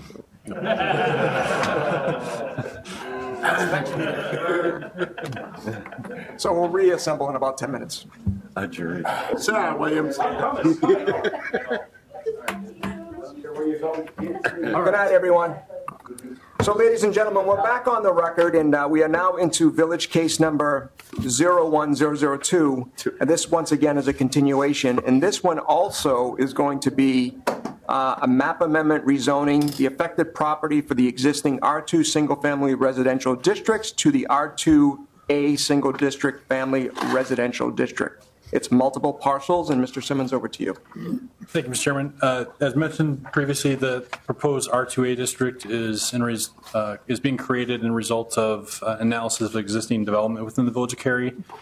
This map shows properties which currently are zoned R2 in the village. So all the parcels that are yellow are zoned that single-family zoning district, and all the parcels that are identified within the district as purple on this image are properties that do not comply currently with the minimum lot area for that district. So there's a minimum lot size of roughly 11,000 square feet, which probably 67% of that district does not comply with. Under the UDO, we proposed changes to the R2 district that would reduce the minimum lot size down to 8,500 square feet, which this image shows the number of properties that would still be not conforming with that even reduced lot area, but the majority of properties that currently are zoned R2 would come into compliance with the new regulations. So what is proposed, or was part of the proposed map amendment or zoning map and the UDO, was to create a new R2A district that would specifically target those areas of town that do not comply with that minimum lot area. So it would produce, or has created, a smaller lot requirement, so 6,200 square feet roughly, smaller lot width, and different setbacks that are consistent with the existing development that has occurred in those areas. As you recall, these are a couple examples that are presented during the hearing back in February, looking at the existing zoning classifications in the left column of the table, existing development patterns, and then the R2A classification. The map on the right shows this is Lloyd Street and Eldon. All the nonconformities that are existing on those properties, there are 44 nonconformities over these 12 lots, or an average of 3.7. By rezoning to the R2A district as created, it would eliminate all those nonconformities so that those properties are compliant with code. A similar case over on Alma Terrace, an older portion of town. As you can see, there are 64 nonconformities over 11 lots, leaving about an average of 5.8 per lot. Under the new R2A zoning classification, those would be reduced to 24 nonconformities. So It would not bring every property into compliance. There will still be some nonconformities, but would bring more of our properties into compliance with code so that these homeowners could improve their lots without needing to go through a zoning variance process for any improvement. Finally, this is a third example over on Pin Oak Circle. Again, 64 nonconformities over 12 lots. These are some of the smallest lots that we have within the village, developed back in the early 80s. As part of the rezoning, these would be reduced down to 24 nonconformities over the 12 lots, or an average of 2. Again, bringing them more in compliance with their code. Again, map amendment standards are listed within the zoning ordinance that would be suitable for the determination to rezone any parcels. As mentioned, that these proposed zoning classifications are intended to better speak towards the development that already has occurred in the village. It's not to allow for more development to occur, but would bring these properties into compliance with our regulations so that uses that are already permitted in these districts would be continued to operate and could do so legally within our code and not be non-conforming. So with staff's recommendation, we are, and also consistent with the zoning map approved or recommended for approval early this evening, staff is recommending that ZPA recommend approval of the following motion to the village board. Approval of the map amendment to rezone the subject properties from the R2 single family residential district to the R2A single family residential district. Thank you very much, Mr. Simmons. This one seems a little bit more straightforward, gentlemen, but I don't want to presuppose. So questions for Mr. Simmons? I'm good this time, sorry. Is there any downside to this for these parcels that are currently non-conforming? The only thing I heard is I just had people ask me what it meant, and I literally said it's for ease of everything. It just makes it easier. Yeah, I mean, primarily most of the variances that the village has seen for lot coverage have been in this area. That has been supported by the village. Again, we're increasing the lot coverage requirements. The only downside would be you potentially could see more construction occurring in this area if people, now we're able to reinvest in their property. That's good. But at the same point, that would allow people to maintain their homes or continue to improve their homes so that it would increase the tax base of the community as well. So someone did bring up earlier about McMansions, and this might not be as, the location may not be perfect for it, but if someone did want to, let's say, buy 2 parcels next to each other and build up a larger home, they just obviously would have to come to us and get in a, would that zone, obviously it would change, right? Or yeah, so from a development standpoint, if somebody were to purchase one of these lots and wanted to redevelop the lot, they could comply with the zoning regulations for that district. If they wanted to build a bigger home that's there now, some of these homes are ranch-style homes. They could do so even under a current code, add a second story, and that would be permissible by right, as long as they comply with the maximum height requirements. But what if they bought 2 parcels next to each other? How would that work? If they wanted to build a larger home on that piece of land? To consolidate 2 lots, they would require approval from the village to consolidate those 2 parcels. Presently, you cannot build a structure over a lot line, so our code requires you to consolidate. So there's other hoops to go through before that could just happen. All right, just want to make sure that's on the record. They'd have to re-subdivide, in other words. Other questions, gentlemen? So, ladies and gentlemen, there is just the time where we open it up to the public. So, Mr. Kaplan, if you have some comments, we're happy to hear them. Not really. Bruce Kaplan, 312 Bell Drive, not really a comment, but a question. Conceivably, could somebody come into the village and apply to put a new subdivision under the R2A classification? No, this was to. Yeah. So yes. So they could. Yes, specifically if a property owner owned a parcel in the village, they wanted to subdivide it, they would have to come before the board to rezone it to the R2A district. So it would need approval from the village board to rezone to that district. But yes, they could potentially subdivide it. If approved by the board to that district, they could create a subdivision that complied with these standards. Okay. But I would just ask, is there an area where the comp plan would provide for or target R2A development in the village? The comp plan looks from the periphery of the village, potential areas for development that are vacant, for residential uses. I believe it does specify the type. I don't know if the density is identified in the comp plan, but that would be a board decision if it was something that the board would want to support an R2A classification versus the R1 or E1 districts. Is there an area that you're thinking, Mr. Kaplan, that this would No, apply I to? don't have a particular area in mind. I just wondered if that opened up an opportunity for somebody to look at, because our town has been notoriously leaning toward larger homes on larger lots over the years. And this is just the opposite of that.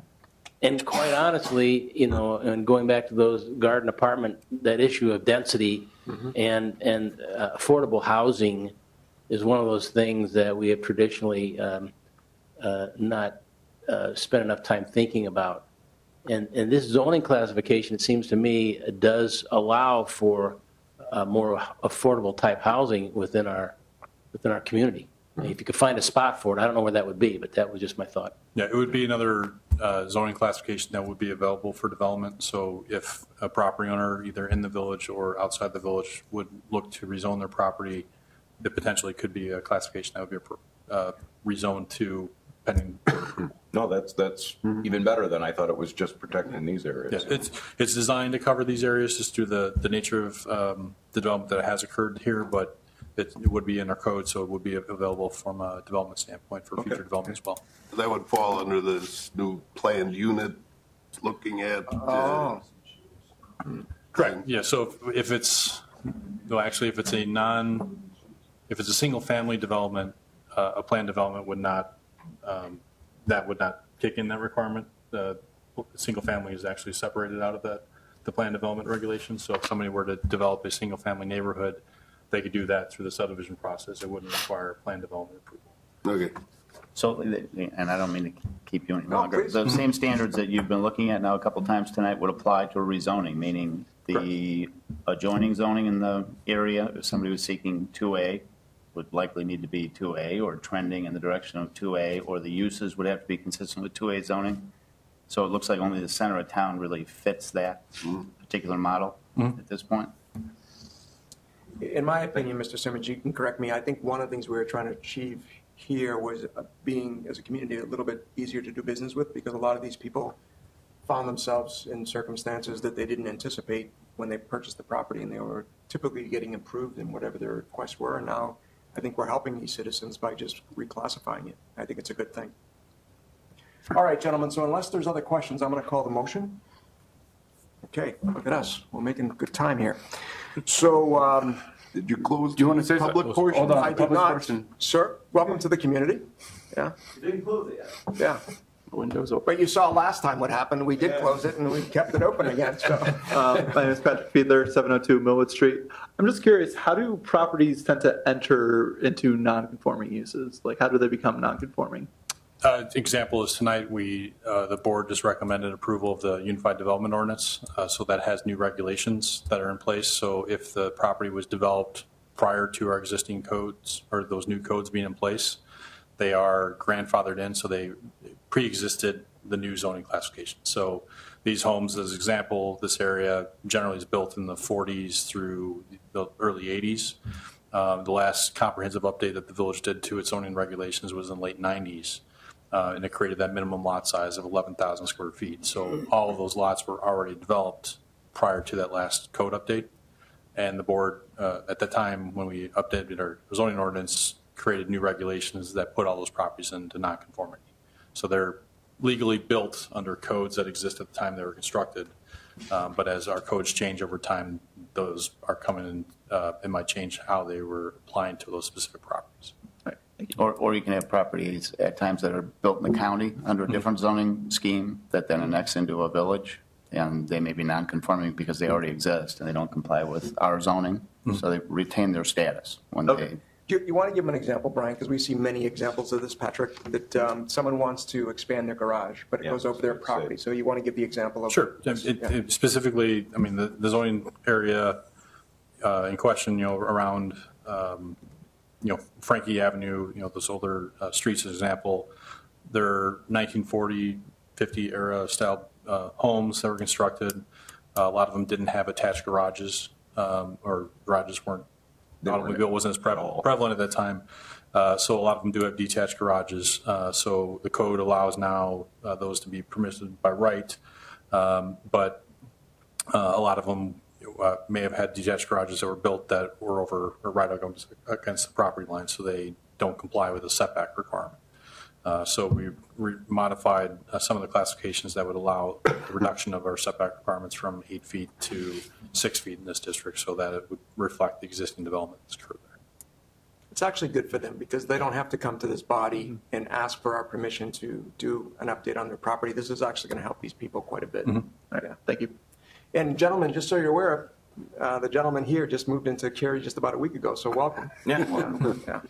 All right, so unless we have other questions or comments from the audience, I'm going to close the public portion. And gentlemen, before I call the motion, any other comments or questions? Okay. So the chair will entertain a motion to recommend to the Village Board of Trustees approval of a map amendments to rezone the following affected properties from the R2 Single Family Residential District to the R2A Single Family Residential District. And Ms. Green, I'd humbly ask that I'm looking at your document from February the 14th, and there's literally 2 pages of pins. So if we could include those as attachments, please. Because I'm not going to go and read them all, because I'm not sure I can read them all anyway. That's the motion. So moved. Second. Any further discussion? Mr. Simmons, please call the roll. O'Laughlin? Yes. Kretschmer? Yes. Jasper? Yes. Williams? Yes. Graziano? Yes. Corey? Yes. Very good, gentlemen. We're moving on to case number ZPA 01003. This is a request for a map amendment rezoning for the property from the Business Park District to the R1 Single Family Residential District. The parcel is 19-13-302-006, and over to Mr. Simmons. Thank you, Mr. Chairman. As mentioned previously, this case is to review the rezoning of actually this subject property, the Village Hall site, due to the elimination of the business park zoning classification within the UDO. The property is being proposed to rezone to R1, which is a single-family district, which is similar to the existing zoning classifications of the neighboring Trout Valley subdivision to the northwest and south of the site. The existing use of the building as a municipal building is still permissible within the new zoning classification, so it would be a compatible use within that zoning district going forward. Again, this slide summarizes the map amendment standards that are within the zoning ordinance. Generally, the trend of development in the area since the original zoning would support the request and then would not impede an orderly development of surrounding properties. To highlight a few. Based off staff's review and also the recommendation earlier this evening for the map amendment, staff recommends that the ZPA recommend approval of the following motion. Approval of a map amendment to rezone the subject property from the Business Park zoning district to the R1 Single Family Residential District. Thank you very much, Mr. Simmons. Gentlemen, questions for Mr. Simmons? The only question I have, this designation of the lot, that's only this building, not the Park District property next to us? That's correct. The Park District property still is zoned business park, so that would be rezoned to the PO district as one of the later cases. Got it. Very good. It's a good catch. Nope. On this one, I'm good. All right, then we're going to open it up to the public for additional questions or comments. Hearing none, we'll close the public portion. Gentlemen, any other questions before I call the motion? Chair will entertain a motion to recommend to the Village Board of Trustees approval of a map amendment to rezone the following affected property from the Business Park District to the R1 Single Family District. And the address is 655 Village Hall Drive. The PIN number is 19-13-302-006. So moved. Second. Let some other people get in there for a while. Can't take them all, Frank. I know. Thank you very much, gentlemen. Any additional comments before? Okay, Mr. Simmons, please call the roll. Kretschmer? Yes. Jasper? Yes. Williams? Yes.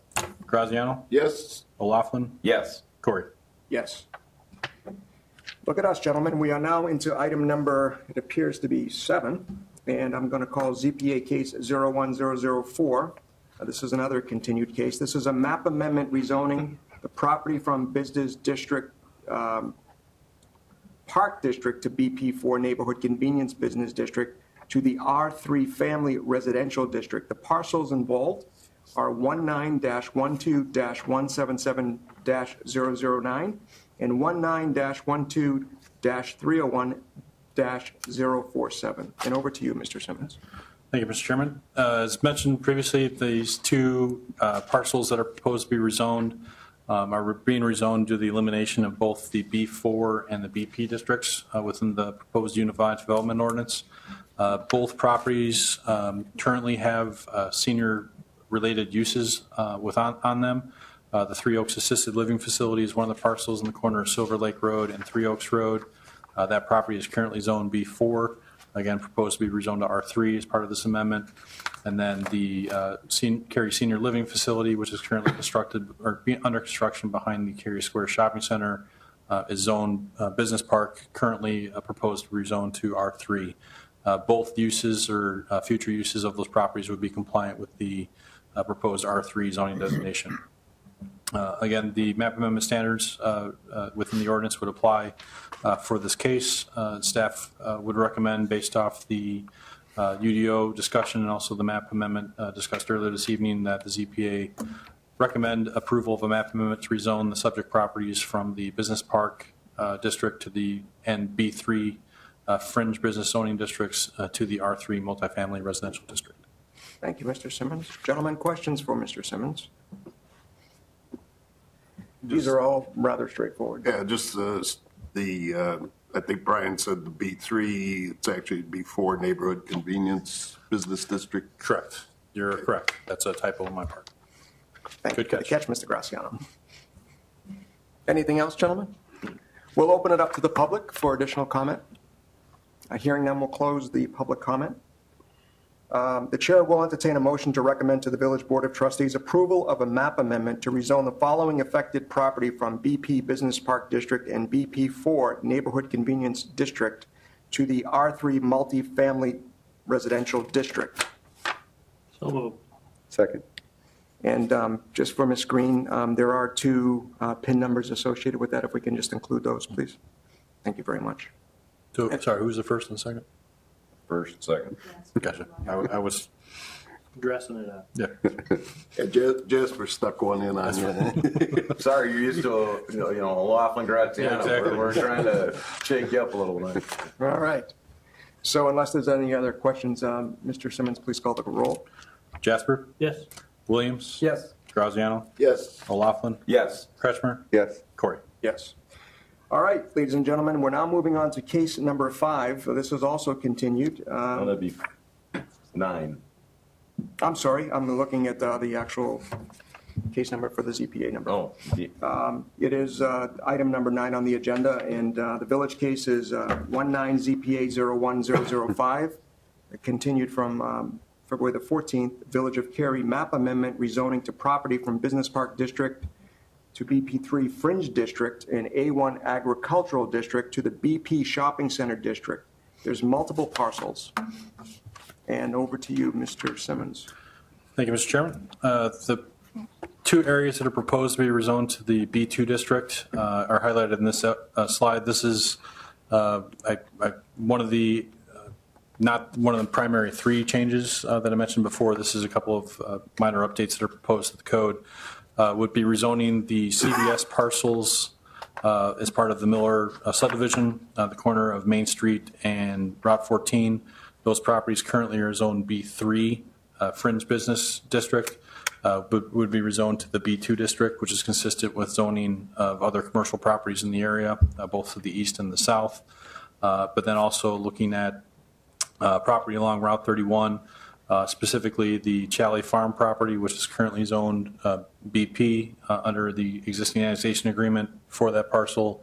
It indicates that if ever that property is rezoned to another classification, if the BP district is eliminated, that would be rezoned to the B2 district, so that would be consistent with the annexation agreement.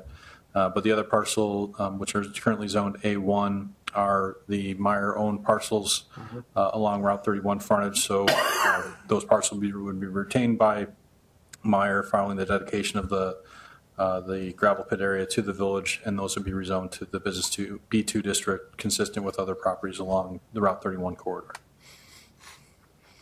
Again, map amendment standards are listed within the ordinance, and staff believes that the proposed modifications comply with these standards. Should the ZPA concur with that recommendation or determination, they should recommend approval of a map amendment to rezone the subject properties from the BP Business Park District, B3 Fringe Business District, and the A1 Agricultural Zoning Districts to the B2 Shopping Center Business District. Thank you very much, Mr. Simmons. Gentlemen, questions for Mr. Simmons?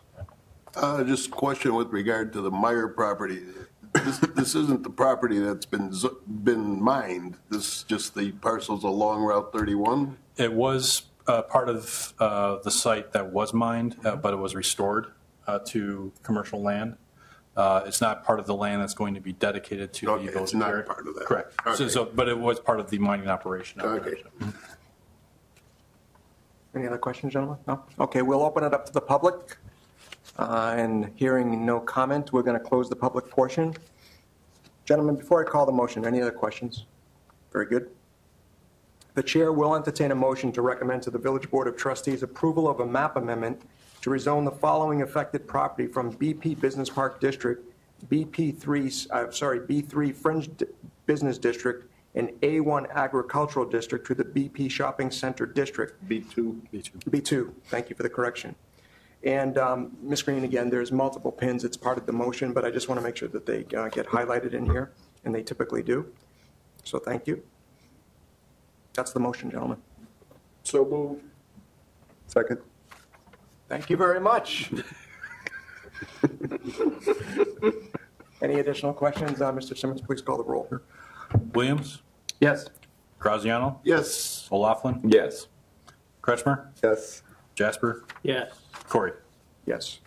Thank you very much, gentlemen. We're moving through the agenda quite well now. So I'm on item number 10. This was case number 6. And again, the petitioner is Village of Cary. The map amendment rezoning for the property from the B2 Shopping Center Business District, BP Business Park District, and the BP4 Neighborhood Convenience Business District to the BP3 Fringe District.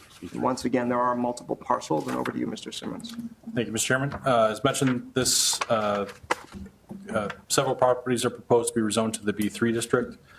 This is a subject of the conversation during the last hearing regarding potential Two Penny Farm rezoning as well. So the 3 areas that are proposed to be rezoned to the B3 district include parcels that are at the end of Feinberg Court, the existing post office building. There's an office building, 2 office buildings in that area, and also the Gladi's Hideaway Restaurant would be rezoned to B3, which would be consistent with other zoning also along Feinberg Court. The properties are along Industrial Drive, the Goddard School, and the other 3 parcels proposed to be rezoned to the B3 district. 2 pockets of land along Cary Algonquin Road, existing office building, dentist building, and a former daycare building are proposed to be rezoned from the B4 district to the B3 with the elimination of the B4 district. And then the 2 properties, the Cary Oaks Plaza Shopping Center to the B3 district. And then recommendation earlier this evening was the Two Penny Farm property, instead of going to the B3, would be to the B3R district. So that would need to be changed as part of this motion as well to rezone to the B3R district. Thank you very much. Gentlemen, questions for Mr. Simmons? Just one real quick one. So I guess, Mr. Simmons, do we want to take the Two Penny Farm out of this motion and then add it into case would be the last case? It would still be number 8, or do we just want to add it into this motion? It would still be part of this motion. This motion? Yeah, the last case is to the Park and Open Space District, so I believe this case would be appropriate to rezone these parcels to the, what I would recommend the motion to entail would be to rezone the subject properties to the B3 Fringe Business District, with the exception of that parcel, which you would recommend. Yeah, everything's to move that one. Right. Yes, okay. Which that parcel would rezone to the B3R district. Gotcha.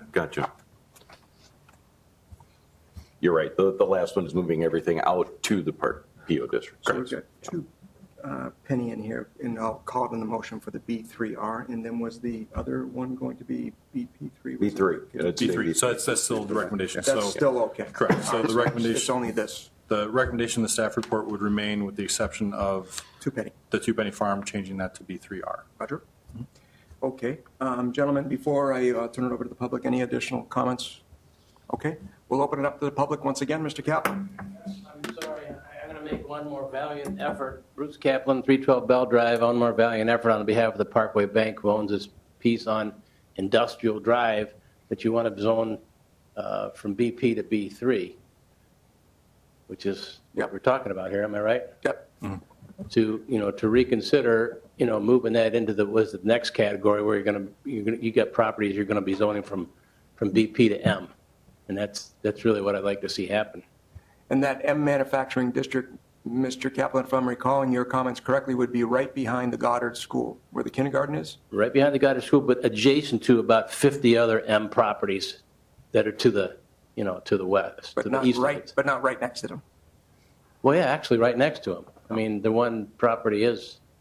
adjacent property is M.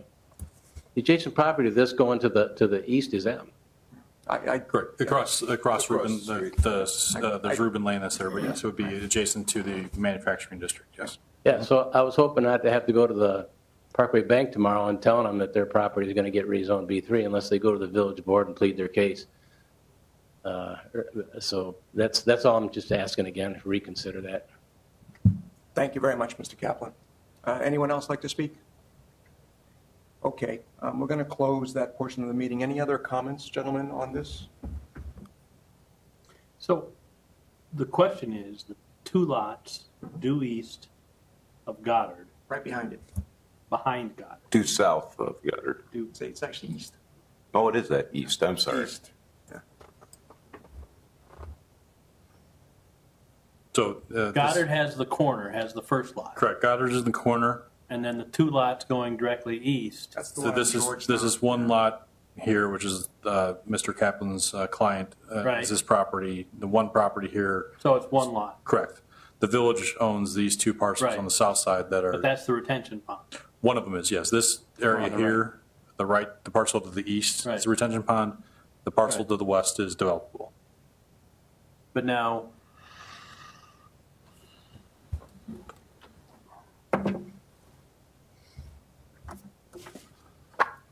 so the lot across the street from a concurrency Parkway parcel there is M. From a concurrency standpoint, across the street. Yep. This parcel, this gray parcel here, is zone M manufacturing, which is consistent with the rest of Industrial Drive. But you do have the roadway separating those two parcels. And the parcel just to the north is shopping district. Is B2, yes. B2. Mm-hmm. I'm sorry, Mr. Kaplan, that's a hard sell. Yeah. It's a hard sell. Why? I mean, the B3 is a classification for retail, and Industrial Drive is not a retail street. Well, industrial. Okay, so we renamed the street, but you've got a school, and you've got shopping districts, and then you've got your parcel, and then across the street you have your manufacturing.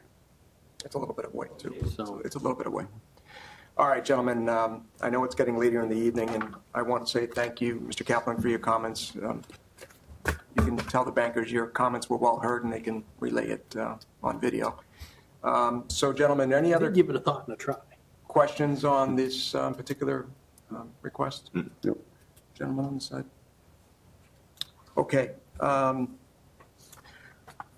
So the chair will entertain a motion to recommend to the Village Board of Trustees approval of a map amendment to rezone the following affected properties from B2 Shopping Center District, Business District, to BP Business Park District, and the B4 Neighborhood Convenience Business District to the B3 Fringe District, with the exception that Two Penny Farm will be now B3R. So moved. Second. Thank you very much, gentlemen. Additional questions, comments on the motion? No? Okay, Mr. Simmons, please call the roll. Graziano? Yes. O'Laughlin? Yes. Kretschmer? Yes. Jasper? Yes. Williams? Yes. Corey? Yes.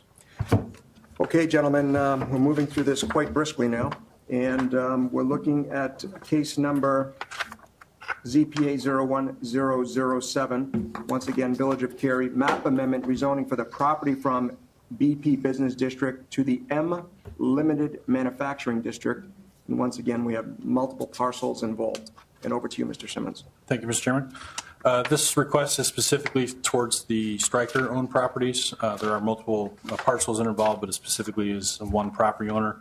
As proposed with the elimination of the BP district, we're proposing to reclassify that existing land use to a zoning classification that's appropriate for the use that exists on the site. It would be consistent with zoning across the Three Oaks Road in the Alexander Court area, which is also zoned limited manufacturing as well. As a result, staff believes that the proposed rezoning does comply with the standards in the ordinance for a map amendment. Should the ZPA concur with that recommendation, staff recommends that you would recommend approval of the following motion to the Board of Trustees, approval of a map amendment to rezone the subject property from the Business Park BP District to the M Limited Manufacturing District. Thank you very much, Mr. Simmons. Gentlemen, questions for Mr. Simmons? All right. Mr. Kaplan departed. Okay. We're going to open it up to the public. Are there any other comments or questions for the public? We'll close the public portion.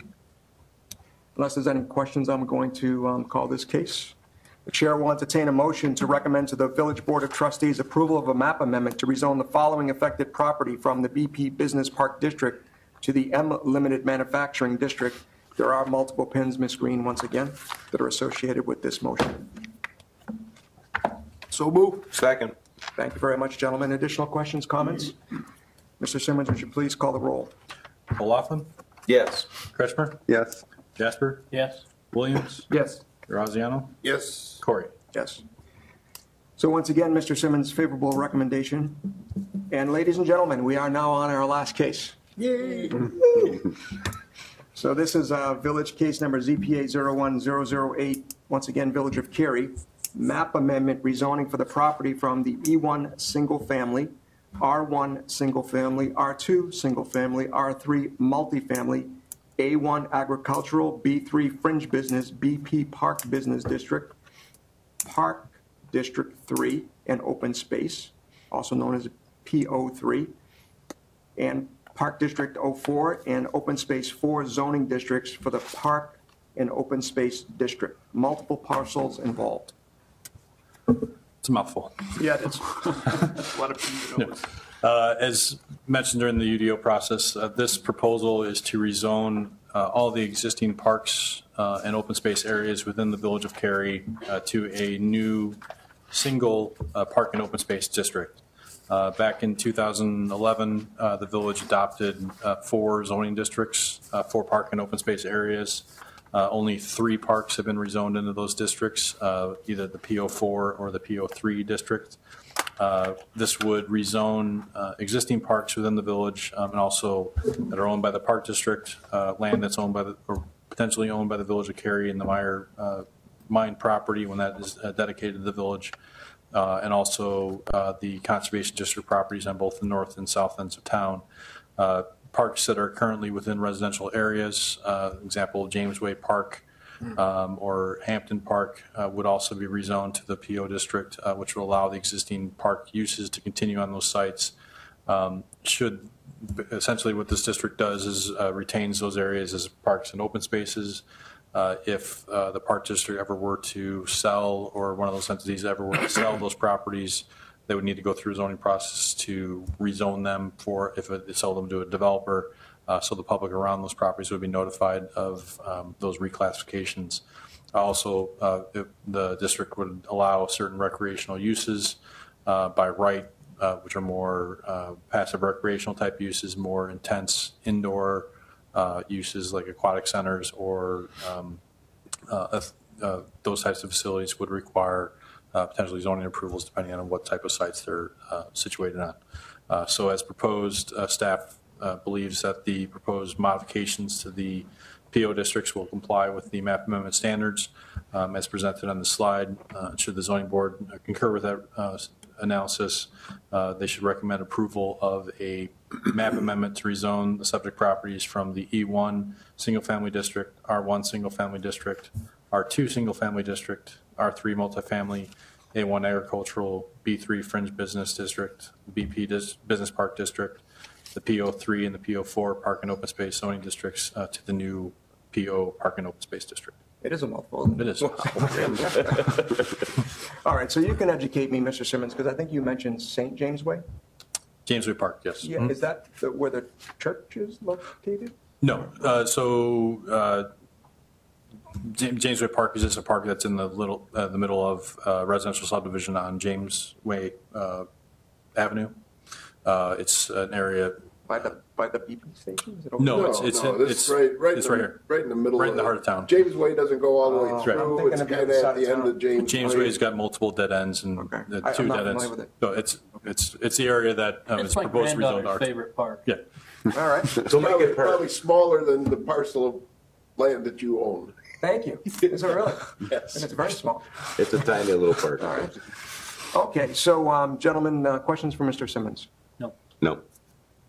As, I go open. as I understand it, we have no parcels in the village now that are zoned PO1 or PO2. Correct. Okay, that's why that's not included. Mm-hmm. Okay.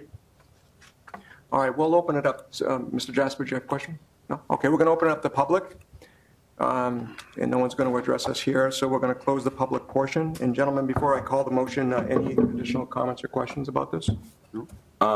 Oh, yeah, no, never mind. Make up your mind, Frank. No.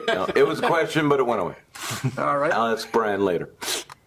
So the chair will entertain a motion to recommend to the Village Board of Trustees approval of a map amendment to rezone the following affected property from the E1 single district, a single family, to R1 single family, R2 single family, R3 multifamily, A1 agricultural, B3 fringe district, BP park, PO3 park in open space 3, PO4 park in open space 4 zoning districts, in the PO park and open space district. And once again, Ms. Green, there's multiple 2 pages worth of pins. Thank you. That's the motion. Oh, so moved. Second. Thank you very much. Any other comments or questions, gentlemen? All right, Mr. Simmons, please call the motion. Kretschmer? Yes. Jasper? Yes. Williams? Yes. Graziano? Yes. O'Loughlin? Yes. Corey? Yes. So, Mr. Simmons, I want to say first and foremost, thank you for taking us through each of these requests this evening. And gentlemen, I especially want to say thank you to each of you, including council. I think what you've done for the community tonight is nothing short of extraordinary. This is long overdue, as you know well, and I think we're doing the right thing for the district. The elected officials obviously will make the final judgment here, but I think you can be proud of the work that you've done. And Jackie, I want to say thank you to you and to John. I know a lot of hard work has gone into this on your side, much of which has been transparent to yours truly, but we really appreciate it. So thank you very, very much, and we'll extend our thanks to John and hope his knee is feeling a little bit better. Yeah. And for you assembled here, I know that you've stayed with us to the end. You've seen something historic. The last time this code was updated, I think, was probably 1998. Yep. So it's been long overdue. And I think for our citizens, we were trying to simplify things we have. We're trying to be easy to do business with as a community. I think we will be. And we've created a framework for economic development that I think will be well received by the marketplace. So I think that's a good outcome from our meeting tonight. So gentlemen, thank you very, very much for your great work, not only for this meeting, but for many others. So thank you. Appreciate it. Mr. Simmons, our thanks to you as well. And to that effect, too, I want to thank the board as well for all the workshops that we've had over the last year, your feedback, and also working with Housing Lee and Associates, and Jackie's been instrumental for making changes to the code. And I think it's been a well thought out process, and we have a good working document going forward. Amen. Well done. And Ms. Green, I think it would be highly appropriate for us to say thanks. You're one of the faces that we see every week, but we don't necessarily get to see you in person. So I'd like to say thank you for all the great work, making sure we get our packages and all the emails. It's very, very helpful. I know sometimes I'm up at 35,000 feet reviewing them, but they're very good though. So thank you, and thank you for joining us. So, gentlemen, I don't have anything else, but there is one other item. Oh, never mind. Well, I'd actually like to thank you for allowing this to flow the way it is, because I think it's important that when we get the public's opinion we can hear them because it's sometimes people feel as though they're not heard. And I think your ability to maneuver through that is well appreciated by us and by them. So Thank you. Yes, thank you. I think we've collectively learned along the way in that area. Yes. So I think it is helpful, and even though we may have bent a few rules doing it, I think we get to the right place. So thank you. Hey, Robert's rules aren't set in stone. You know? Apparently not. And Mr. Euler, I want to say thank you for your help. You've been considerable help to yours truly, keeping me straight on the votes. So thank you very much. We appreciate it. Are you retiring? Because it's starting to sound like a retirement speech. No, not at all. Okay, good. Yeah, but I really do appreciate it, guys, because I know this is kind of a lot of extra work on all of your behalf to be here on a regular basis, and I know you all have families and you have other things to do, so thank you. So without further ado, unless there's any other business, the chair will entertain a motion to adjourn the meeting. So moved. Second. Meeting adjourned. Thank you.